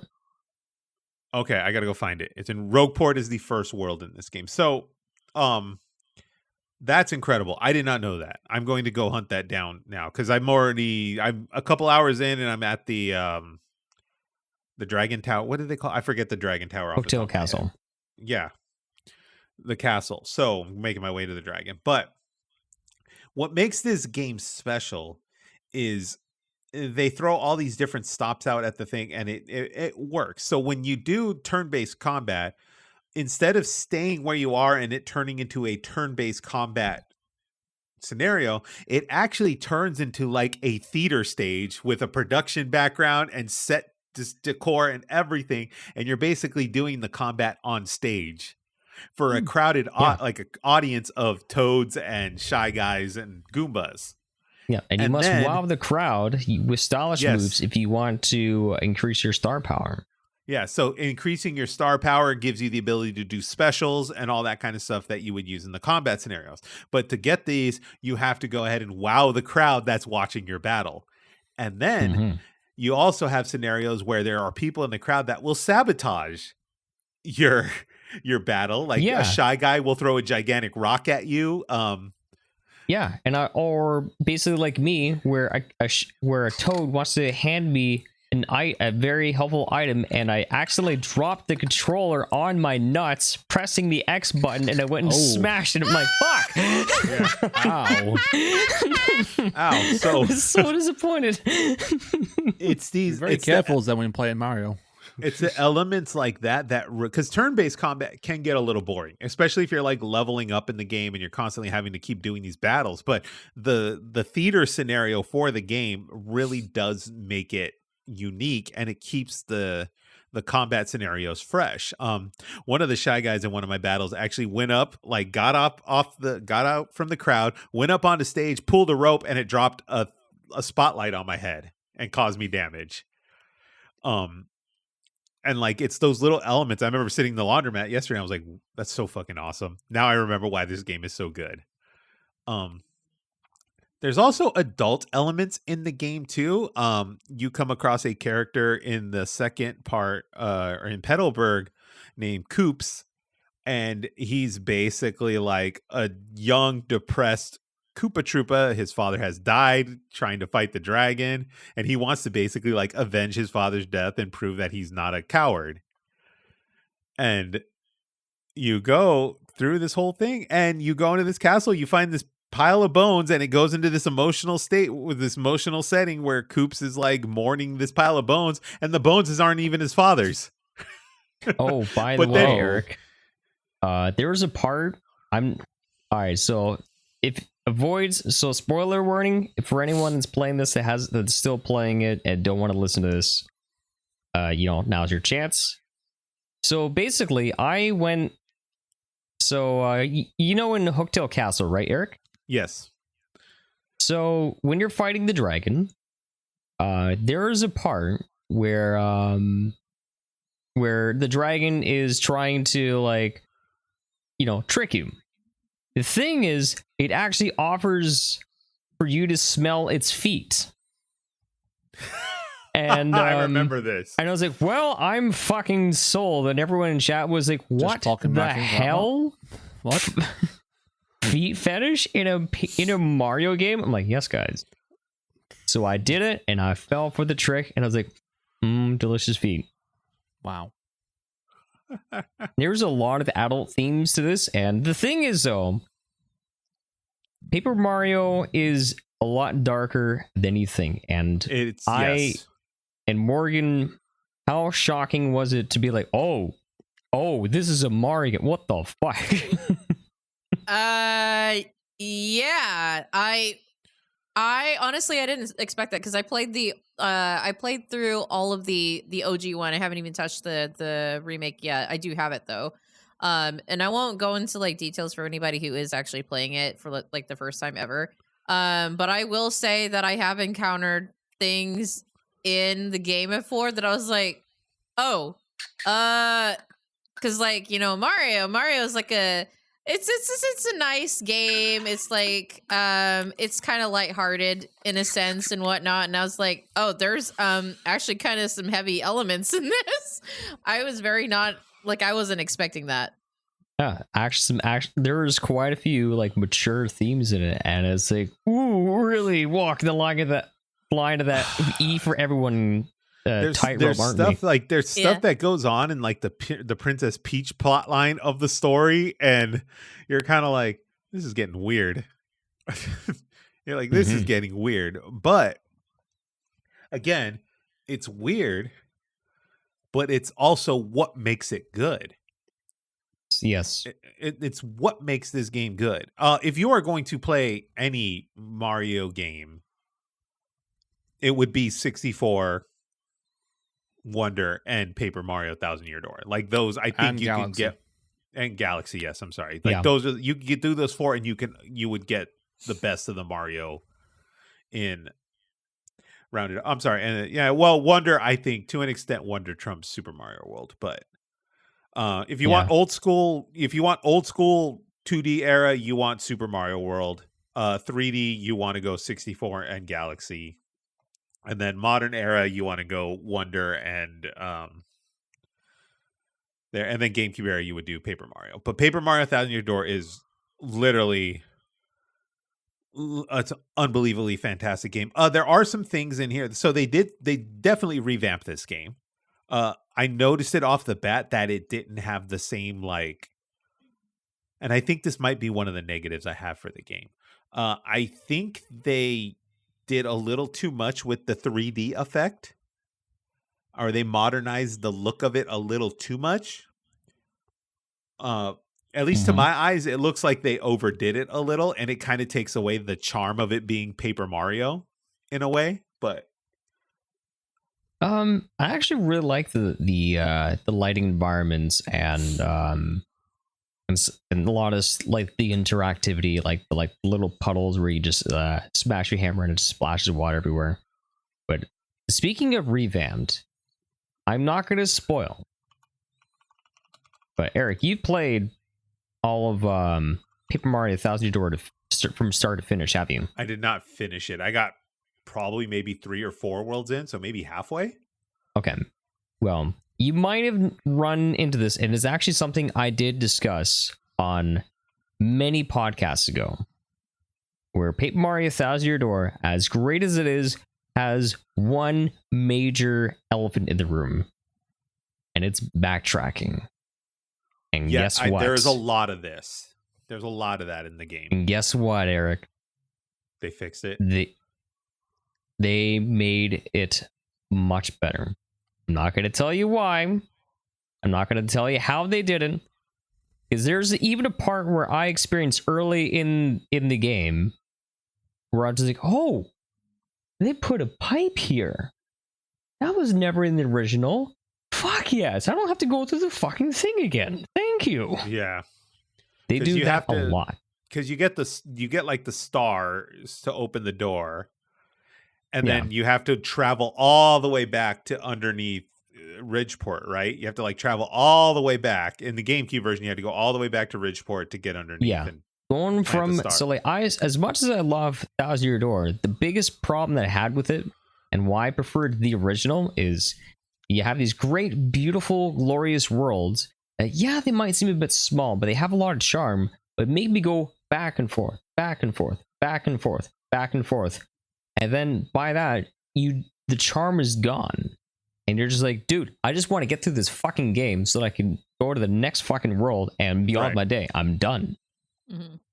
And these seem to take a hammer and chisel and completely carve it in a way that makes it more seamless, because that is a very old mechanic for like a lot of games back in like the N64, GameCube, maybe even PlayStation 1 or 2 era, where they were like, how can we stretch our game to make it feel 10 hours longer?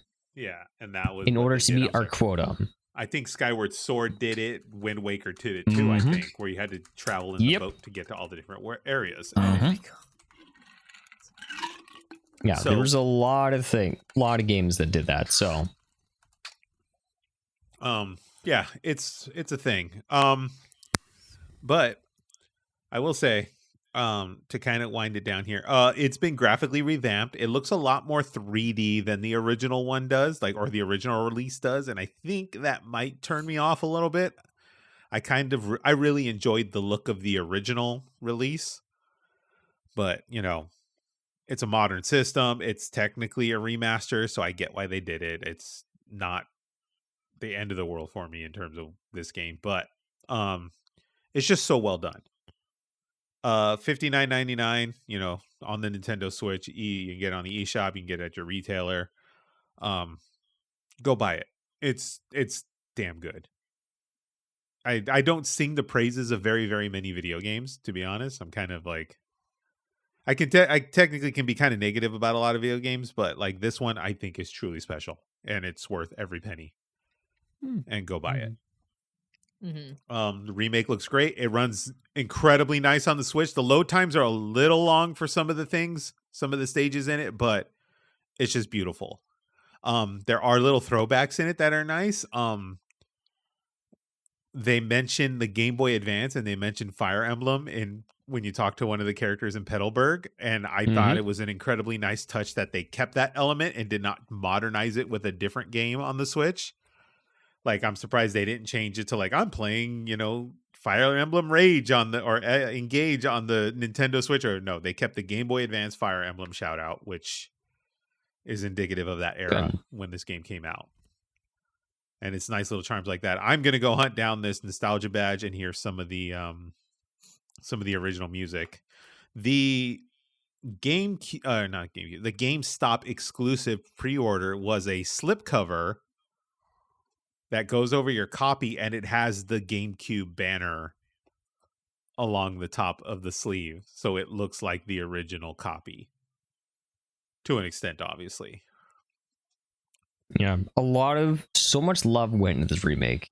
Yeah, I feel like I've played a lot of remakes, and sure, a lot of them just have like a bit of an upgrade, like with Skyward Sword HD. Like, sure, they improved the graphics, so they made it where, hey, if you want to play the buttons, you can play the buttons, and that was good, but it wasn't like groundbreaking. I enjoyed the Wind Waker HD remake and Twilight Princess; those were good.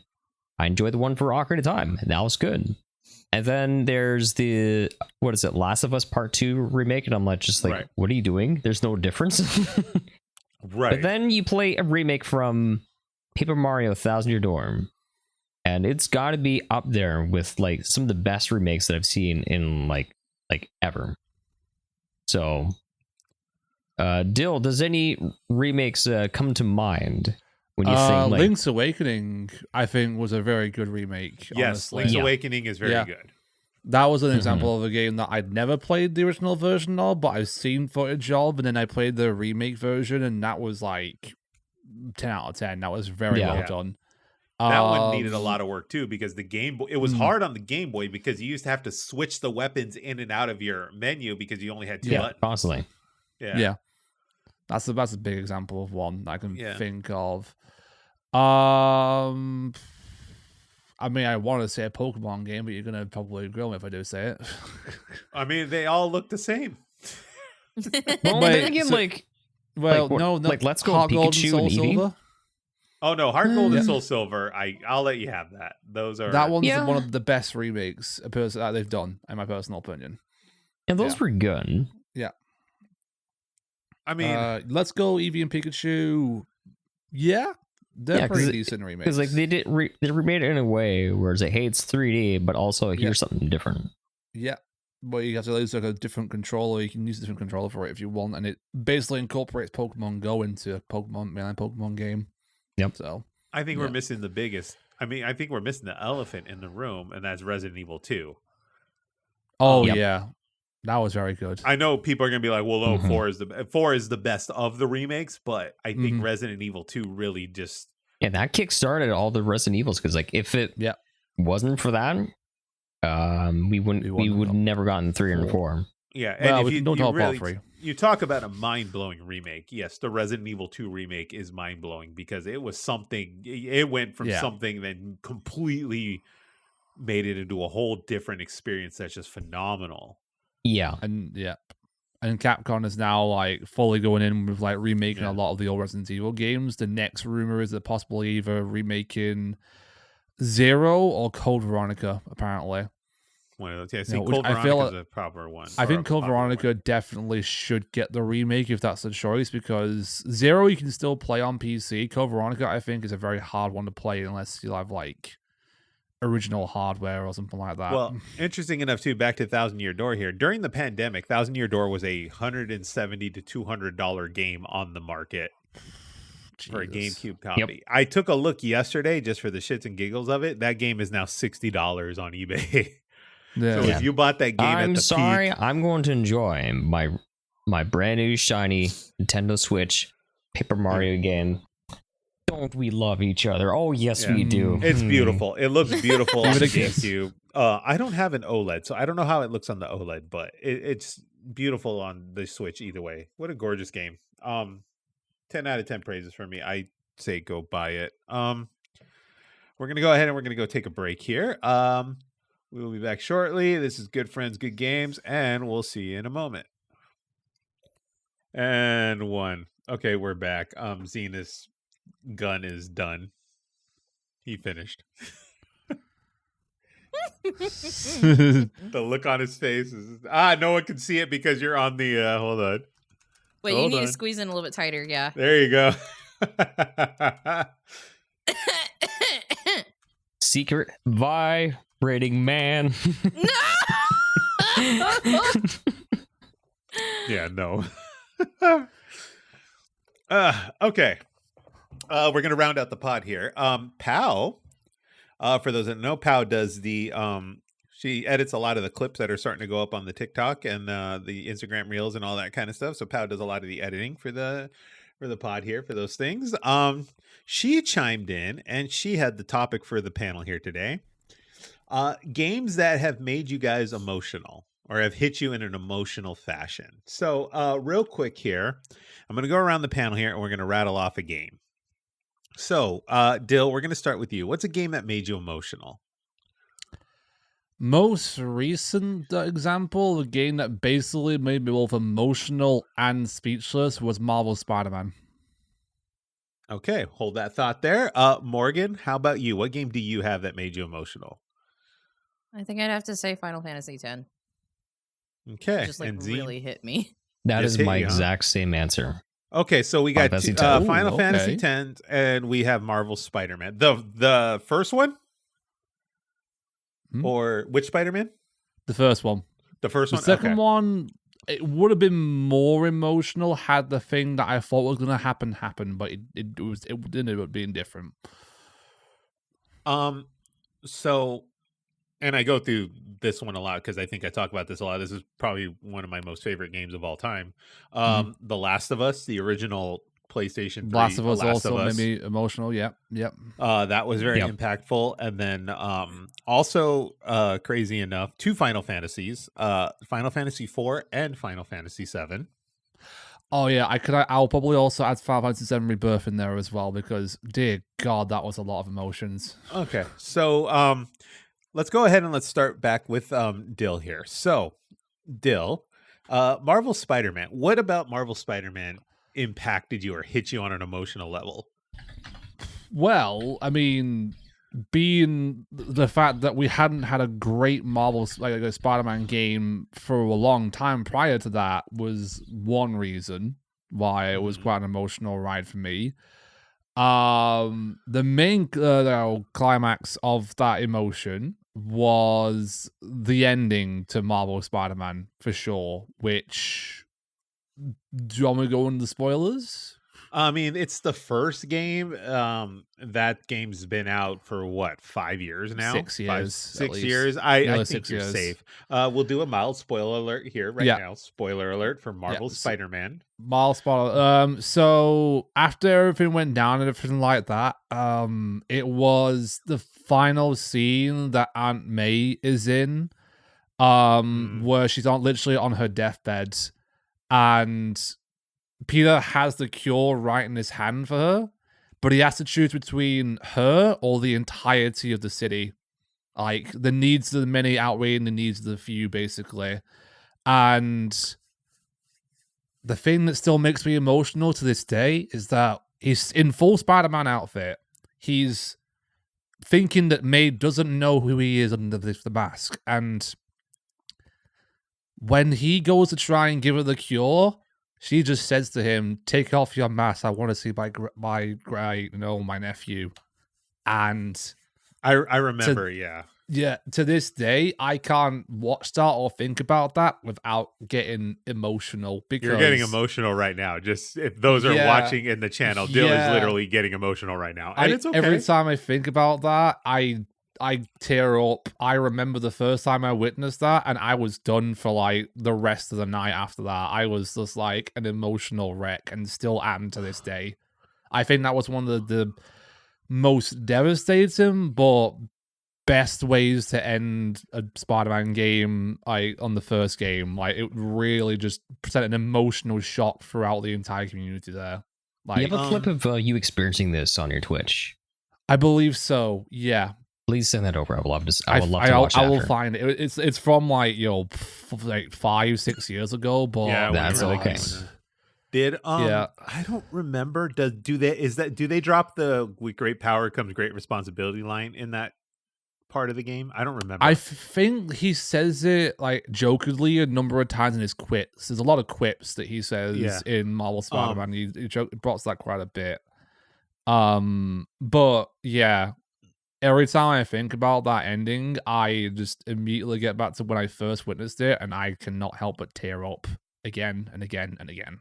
It's hard, like, just in Spider-Man lore in general, they always touch on like a Peter death, be it Aunt May or if Uncle those Ben. that don't know, in Spider-Man lore, the one that really shakes Peter to his core is when Mary Jane dies. He can't save her. So Mary Jane. I'm sorry, Gwen Stacy. I don't know why I said Mary Jane. Yeah, Gwen Stacy. Gwen Stacy dies because he's unable to save her. Yeah. And then that lives with him for the rest of his life. He cannot shake that whole thing. It lives with him for the rest of his life, and that's where the great power, great responsibility line comes in. So there's a lot of that in Spider-Man lore. And if you're watching here or listening, you in the chat, feel free to drop in what your games you made you emotional, and we'll take a look at them there. And then you have the Final Fantasy VII Rebirth, which this one's going to be tough because there's just a huge spoiler in this whole thing. Yeah. And Zen was there. He can testify to how much of an emotional roller coaster it was. Witnessing that crucial key moment where I want to say it, but the game's already been out for like about a few months now, so like it's hard to say about spoiling it, even though technically the spoiler has been there for like 20 years. Like, it's a 20-year-old spoiler. Yeah. We'll let Zenith and Morgan decide here. Actually, more Morgan than Zenith. Yeah, Morgan. Should we do a spoiler alert now and say it? Or is this game still too fresh to do it? I mean, I don't know. It's still too fresh. Yeah, it's still too fresh. But to kind of like bounce off what Dill said in a way that's that doesn't leak into spoiler territory, is like a lot of people that play the original might have been expecting one thing, and it still found a way to just completely just crush it and just emotionally ruin you Yeah. in a way that you might not have been expecting, and they pulled it off very, very well. Mm-hmm. They did. Yeah. I'm not there yet, to be honest. I have not. I know what happens, because I played the original one. I know what happens, but I haven't seen how they do it here. But it's a doozy. I can attest to it from when I did it in the original game. Your interaction, you only get the one interaction in the very beginning of the game. You get the one choice interaction. And then you make this choice, and then if you made the wrong choice, or you look back on the choice you made, you're gonna realize, wow, I was screwed up. And then I remember playing it, and this was late. I mean, we're talking 1, 2 in the morning when this went down, when I was playing the original. And I just had this look on my face like yeah, like just straight shook. Yeah. Like I said, it's tough to do without spoiling, but it leaves you shook. And I'm like, oh my God, they went, which is not, this is not foreign to Final Fantasy games, which I'll talk about when I get to my picks, but we'll go with Morgan and Zenith here, and we'll start with Morgan first. Morgan, what about Final Fantasy X hits you on an emotional level? I'll try to not say too much in the way of spoilers for like anybody who hasn't played it. I know that it's been out for a pretty long time, but I'll still try to be careful with it. So there's like you find that there's obviously some things that like they have to do to kind of like what was it? I forget. To kind of like reset the balance with the world, I guess you could say. And along the journey, there's two characters that develop a pretty tight bond. And you can really relate with them. And then as the story progresses, you kind of find that it's not quite as permanent as you'd think that it would be. So it kind of like rips your heart out of your chest. And I was not expecting that. I had a front row seat. Yeah. So I'm actually going to elaborate a little more because, well, I think you were like maybe way too vague. But that's okay. You can elaborate further. So basically, Titus and Yuna is a bond that like is known throughout like your typical Final Fantasy VII. Sorry, not between your typical like JRPG games. Because like sure you'll think about Cloud and Tifa, Cloud and Aerith, and Cloud. But another one. Okay, well, to be serious, but like you also think Titus and Yuna, because because like after the game, like even though like there's a lot of people that might harp on Titus having certain characteristics about him that like wasn't very likable, but he also did like a lot of growing up on his own, and which also allowed him to develop stronger relationships with the party and cast members. And this is also coming from like a day where like they were still trying to get a proper hold on like on what they wanted to take with a lot of these JRPG games, where they wanted a more complex story. They wanted a story that will it'll be like an emotional roller coaster for you, where it'll take you from, oh, this is nice, everything's so wonderful now, to oh my gosh, like it's so beautiful, to outright stabbing you in the jugular. And no other game has ever taken my sheer appreciation and joy out of something and completely have ruined me to the point of where I emotionally shut down for 2 weeks after finishing this game for the very first time. because not only did I super relate to the main character Titus, but having what I was hoping would be a happy ending completely ripped out of my guts. And so, like, and let's also just remember now that Final Fantasy back in the day, while it was emotional, it was still like primitive when it comes to a lot of their voice acting. Like a lot of the voice acting, even back then, or just the voice lines, was a bit of like a mess. Where it's like, why would you say that? Why would who speaks in the English language would say that, and in the tone that you did? This doesn't make a lot of sense. And yes, the infamous Titus laugh, but for some reason, the very end of the game, they somehow nailed so perfectly where every single time I watch this, I'm miserable. And I still to this day cannot watch the ending of this game without just completely just getting all snotty, tears everywhere. And I like to think that I'm pretty stone-hearted. I was ruined, and I've seen lots of people that's played this game where there's like, okay, it's fine. You know, I'm just gonna name Titus Fart Butt or Fart Butt. and then they get to the end and they're just absolutely ruined. Yeah, that's how I feel about and I've never played a game that's made me feel so ruined. How dare they Yeah. have like a perfect ending to a game? And we don't talk about Final Fantasy X too. Doesn't count. 10 is one of the ones. I've never played 10. 10 is one of the ones I haven't watched. Yeah. But from what I hear, it's a lot of people's favorites.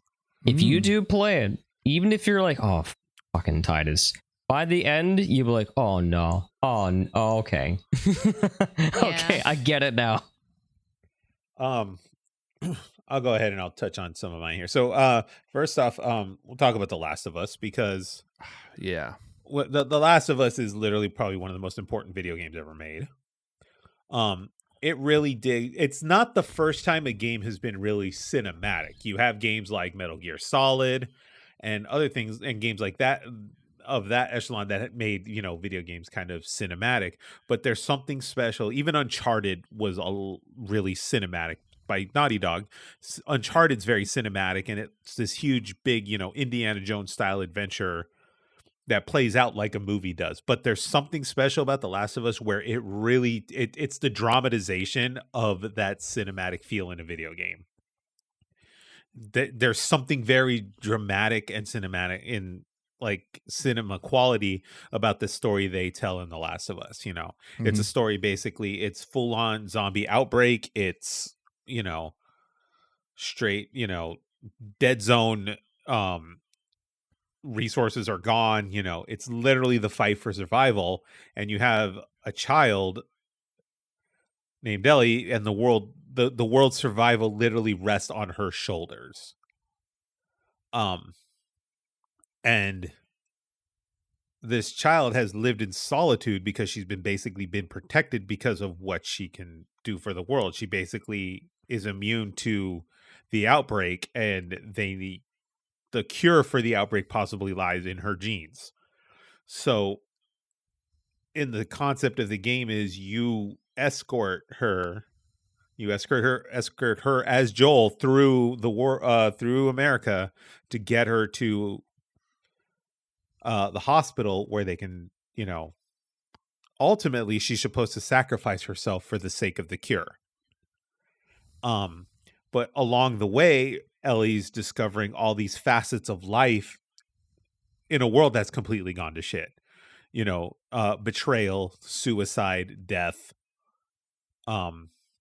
On top of the beauty of the things, like there's a lot of talk about the infamous giraffe scene where she sees the giraffes, and it's like this peace and serenity for just one small moment where the world isn't complete shit. And she sees these animals that she's never seen before living peacefully amongst the world. And it's very, very touching because most of us haven't ever experienced that. Most of us will never experience what Ellie experiences in this game. And then you have the Joel side of things, where Joel completely wanting nothing to do with Ellie, ends up developing a father-daughter bond with her, and then he ends up having to, spoiler alert, make the ultimate sacrifice. And does he leave Ellie to die for the sake of research to save the world, or does he give in to goddamn, what's the word I'm looking for right now? Selfishness. Does he give in to selfishness and save her so he can maintain that relationship? Because spoiler alert, Joel's daughter dies early on in the game. So there's a lot of these facets that get touched. They gut punches straight off the bat. Right. You're gut punched throughout the entire game.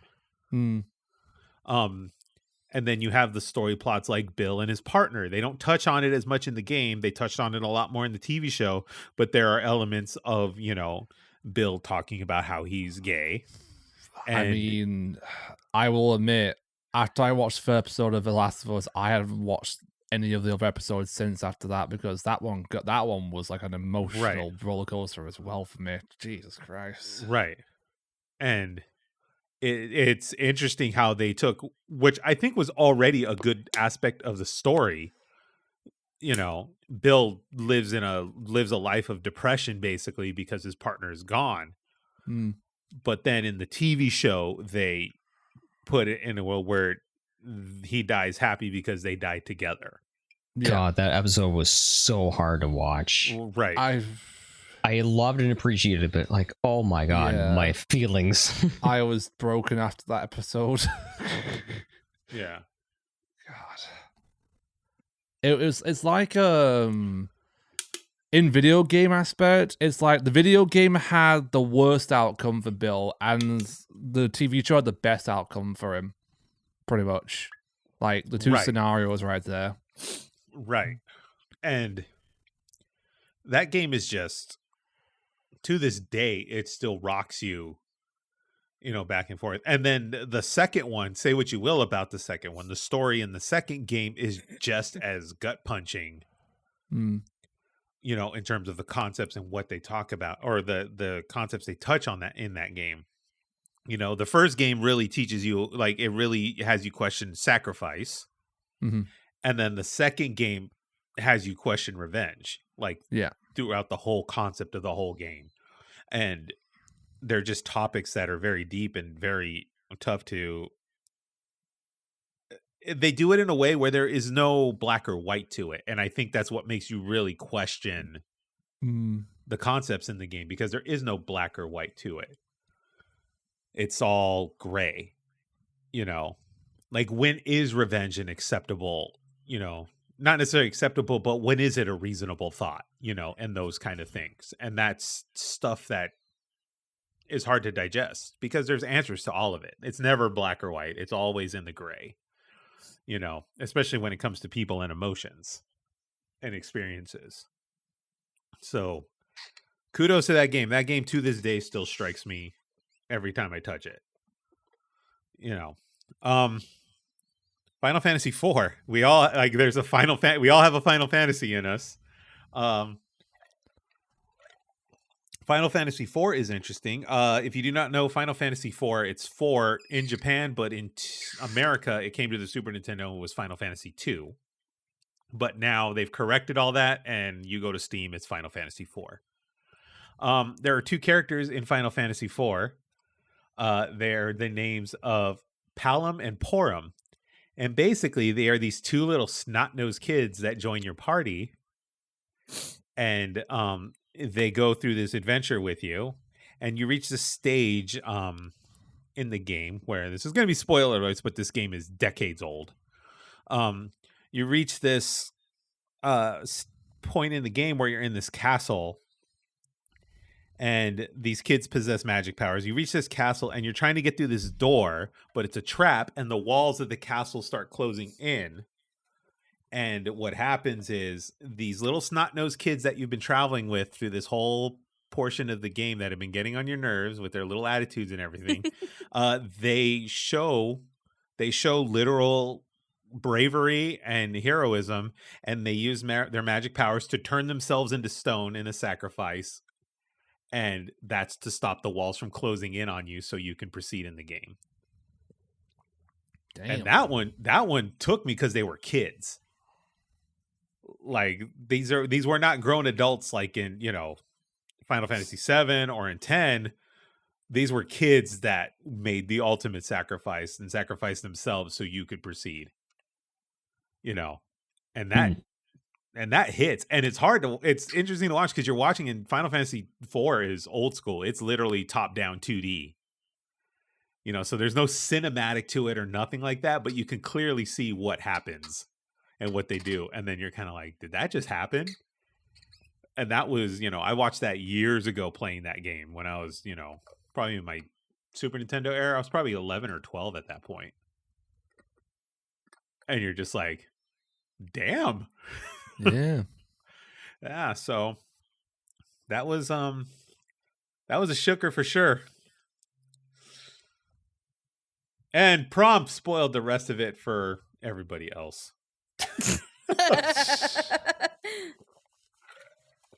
Damn. Thanks, Prom. Thanks, Prom. Thanks, Prom. Way to take away the whole impact of that whole scene. Prom, you promised. It's fine. He totally just ruined the impact of that. So we'll just cut out Prom's comment. Oh, good. I don't have to play Final Fantasy 4 again. Yay. Forever. Thank you. I've never played it, so I'll play it now. Yay. Let's see. While we go through here, before we close and we wind down here, we'll go ahead and we'll see here. Final Fantasy X-2 is just fan service. It kind of ruins the emotional kind of send off that you get with Final Fantasy X because it is not a happy ending. It's very bittersweet. Like you feel it in your chest. Let's see here. The Last of Us 2 is hard. I still can't play it despite getting it on. Oh, this is Morgan. Morgan, what's wrong with Last of Us Part 2? So the thing is that I saw all of The Last of Us Part 2 when Zen streamed it back then. I actually picked up the game on release date, but after seeing this story, I could not touch it because it hit a little bit too close to home. So I was like, yeah. So I still to this day I still cannot touch that game. Let's see here. Killer Banana. Stories that have the mortality thing really make your mind bend. It's amazing. It always makes you think of what you would do. Exactly. That's what makes The Last of Us special. It's like, what do I do if I'm in this moment? What sacrifice would I have to make? And then, of course, Prom is actually correct here. Prom says, Final Fantasy VI was the most emotional game for me in a Final Fantasy. Final Fantasy VI is the masterpiece. Yeah. I'll take it to the grave. 6 is better than 7. They actually said a thing where if fans wanted a remake of Final Fantasy VI, it would take them many, many, many years. Right. Because 6 was a 2D. So, the only thing we have to go by is the little pixelation characters and not, cinematic 3D renders of what they did in 7. Yeah. The 6 is the tough one. I think the statute of limitations expired on that spoiler. Thank you, Prom. Prom just threw a Better Call Saul at us. Statute of limitations is up. I love that. That's really funny. The toilet returns. Thank you, Prom. No. It's so fun. No. That's a big It's boy. so big.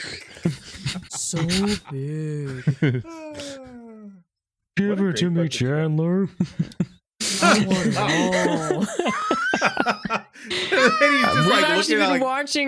We've been watching season I think 1 or 2, and I showed a clip from there's actually 3 or 4 really, really good scenes from that show. That's just sorry for derailing this, but it's just it's such a heavy show that triggers your anxiety, but it's when it wants to be funny and downright ridiculous, it's fucking hilarious. It's hilarious. It's literally amazing. It's an amazing show, and I think it might be better than Breaking Bad. It might be. As far as like clever writing. Like it's more grounded, and I actually really like it. Yeah. Okay, so we got some more here. Is rage an emotion? Because then A Link to the Past. What is it about A Link to the Past that people just despise? It's just it's just Damien, but no, Everest. Right, yeah, Everest also hates it. I don't remember much of that game. I played it when I was 17. You watched me play, you goof. No, I meant of my experience because like I played it whenever I was 17, I think. I actually like I was those nights that I was supposed to be sleeping for school the next day, I'd actually stay up and play Link to the Past on like my my Game Boy Advance in bed. And I don't really remember much of my experience. I don't remember it like being difficult or easy or I don't remember anything. You should really be ashamed of yourself, Morgan, that you don't remember anything about the greatest Legend of Zelda game ever made. I was 17. That was like, what, 20 years? Yeah, it was 20 years ago. No, wait, I'm not 37 yet. I'll tell you this much. 36. She stands a better chance of going into an IHOP than beating Link to the Past. I've already beaten it. I beat it back then. I stand corrected. You must feel like a real idiot, Zenith. Yeah, man. Shut up. Don't even know your own friend there. Don't come after James Bond. Well, to be fair, I Name played is Minish. Bond, Zen Bond. I played Minish Cap back then, but that's the one I actually did License not to vibrate. finish. That's the one with the shrinking thing, right? You could shrink it like Yeah. Mhm. So they hate how difficult it feels. Yeah, it's hard. Link to the Past is hard. It's not an easy game, especially if you do it the old school way on Super Nintendo without the save states. Like if you're doing it without the save states and you die in the temple, you're going all the way back to the beginning of the temple, and then you got to reroute your way through, and that part sucks. And then you go through the concept of, you get to a temple and then you can't proceed in the temple because you didn't go get the fucking, is it the fire rod? You need the fire rod, right? I forget which one it is, the fire rod or the ice rod, whichever the level backwards. Fire rod, I think. Yeah, you need the fire rod. Yes, you have to get the ice. You have to get the fire rod. And then if you don't get the fire rod, which, spoiler, is hidden, there's no indicator that you have to go get it. It's like hidden in the world somewhere, bottom right corner of the map. It's hidden. And then you have no idea that you have to go and get it. Until you get to the ice temple and you're like, shit, I need a fire rod. Or I don't remember. Can you do it with the lantern? I don't remember if the lantern can melt the ice. No, the lantern does not melt the ice. Okay. All right, I'm glad that you've figured out that the fire rod melts ice rather than the ice rod melting ice. No, I That's don't the way remember you're if it was I don't remember if it was a fire temple and you needed the ice rod or whatever, which is funny because it's my favorite Zelda. So, but there's so many temples in that game. But yeah, you need the fire rod. So, I mean, if she did it without the save states, kudos to Morgan. Yeah, because like I don't remember the Game Boy Advance version having save states. No, it definitely doesn't. Yeah, so I honestly don't. I think I would actually remember if I had difficulty playing that game because I definitely remember that with Minish Cap, and I played them both in the same year on the Game Boy Advance. But I guess I must not have found Link to the Past difficult then because I don't remember having issues with it. Yeah, Everest loves it. Everest loves that game. Question here from Prom. Did any of us play Gris or Spiritfarer? I never played Spiritfarer, but I heard a lot about Spiritfarer. I think I have Spiritfarer on my wish list. Let's see here. Is I have heard of. Yeah, I've heard of it, but I haven't played it yet. Let's see, Spiritfarer. I mean, if we're talking smaller games as well, like more indie titles, the Ori games are pretty emotional. Oh, Ori's fantastic, dude. Yeah. I hear Owlboy was pretty emotional as well. Owlboy? OWL? Yeah, Owl. Boy. Oh, what is this?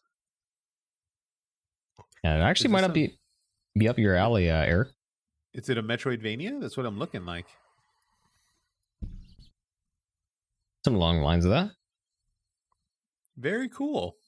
I'm gonna add this to the old wish list. Oh wow, it's $7.99 right now. Hmm. Add to my wish list. Let's see here.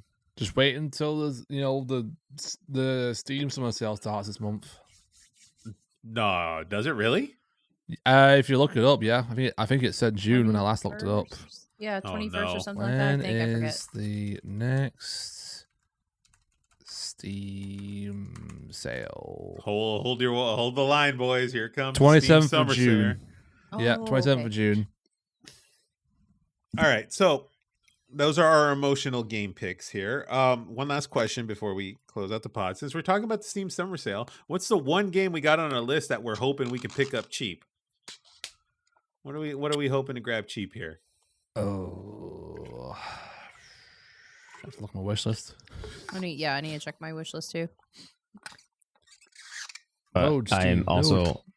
hold on, loading. Let's all fire up our wish list. We'll take a second and let's see what's on our wish list here. Updating Steam. Fuck this shit.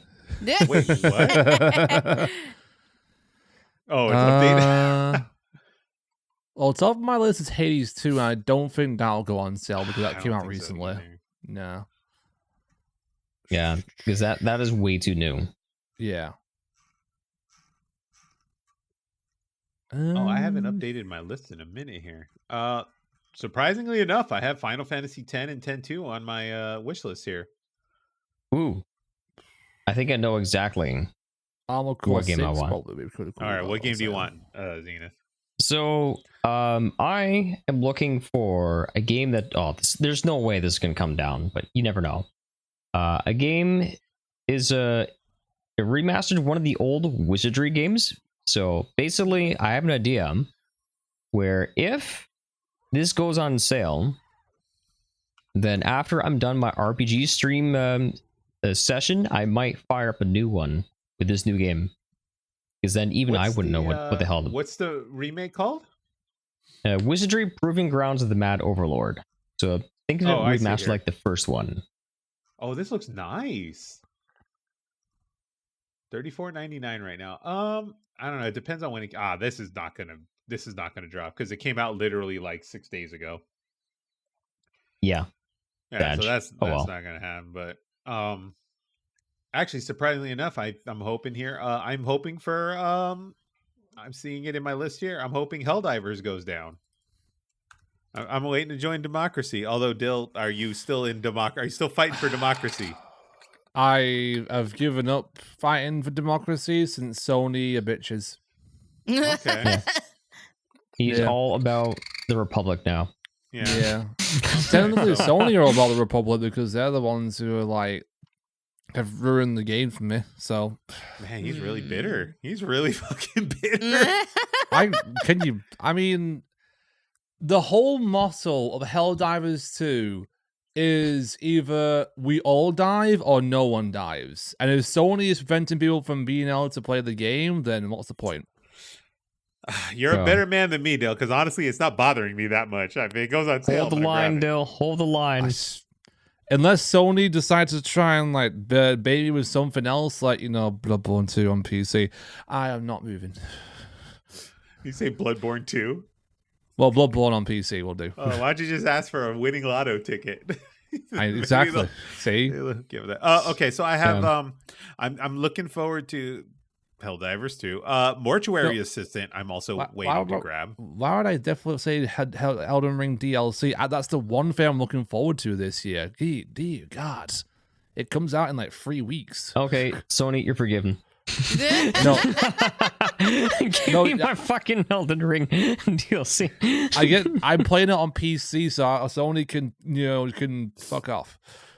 Are they doing the Elden Ring DC on the PS4 version? I think so, yeah. Yeah.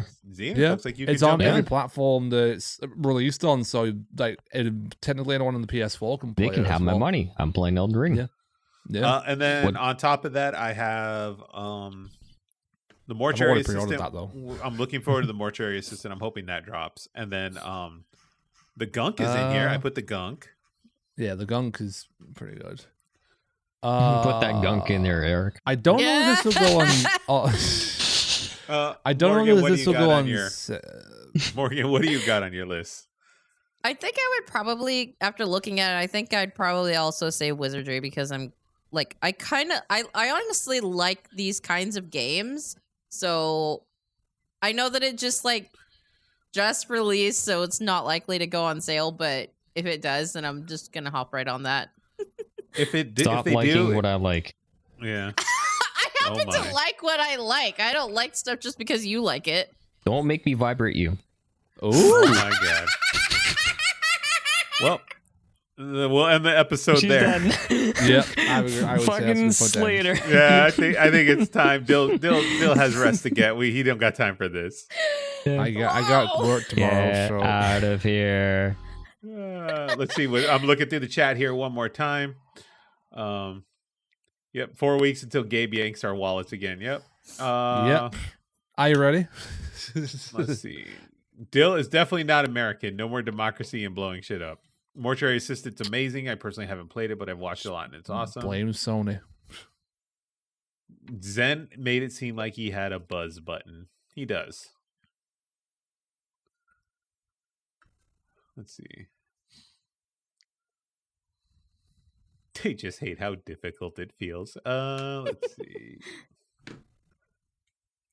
Yeah, that's a hard one. Okay.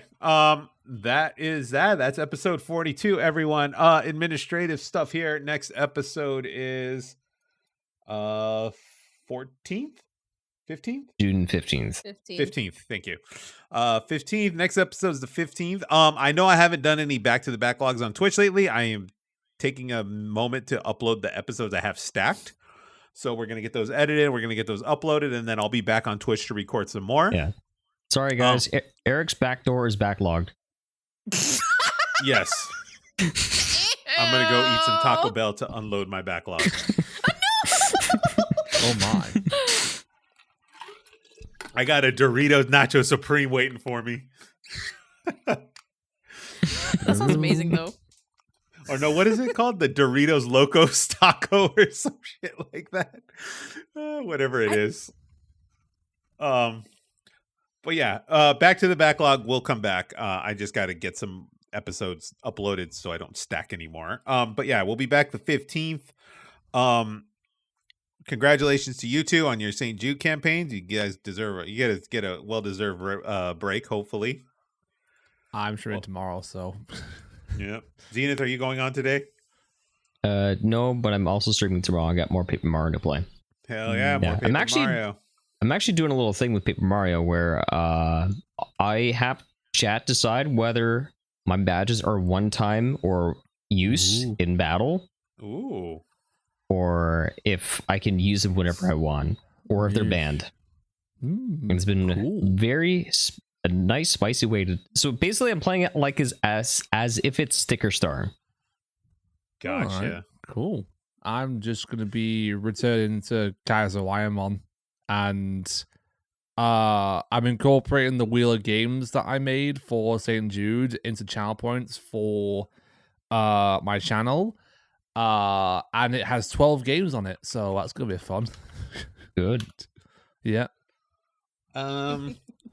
Well, we'll look forward to that. You got Big Deal Gamer and Legend of Zenith over on twitch.tv. You can catch that there.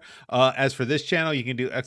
social media. That'll take you to a link tree, or you can look up Good People Media Group on Linktree, and that'll give you all our fine links where you can go ahead and catch our shows. You can catch our clips. We got stuff going up on the TikTok now that's slowly making its way out there. Hannah and Power cranking at them. So there's a couple new clips up there, and then we're going to go ahead and we're getting some more stuff cranked out for you. So guys, as always, we got Dill, we got myself, we got Morgan, we got Zenith. Good friends, good games, and we will see you guys again soon.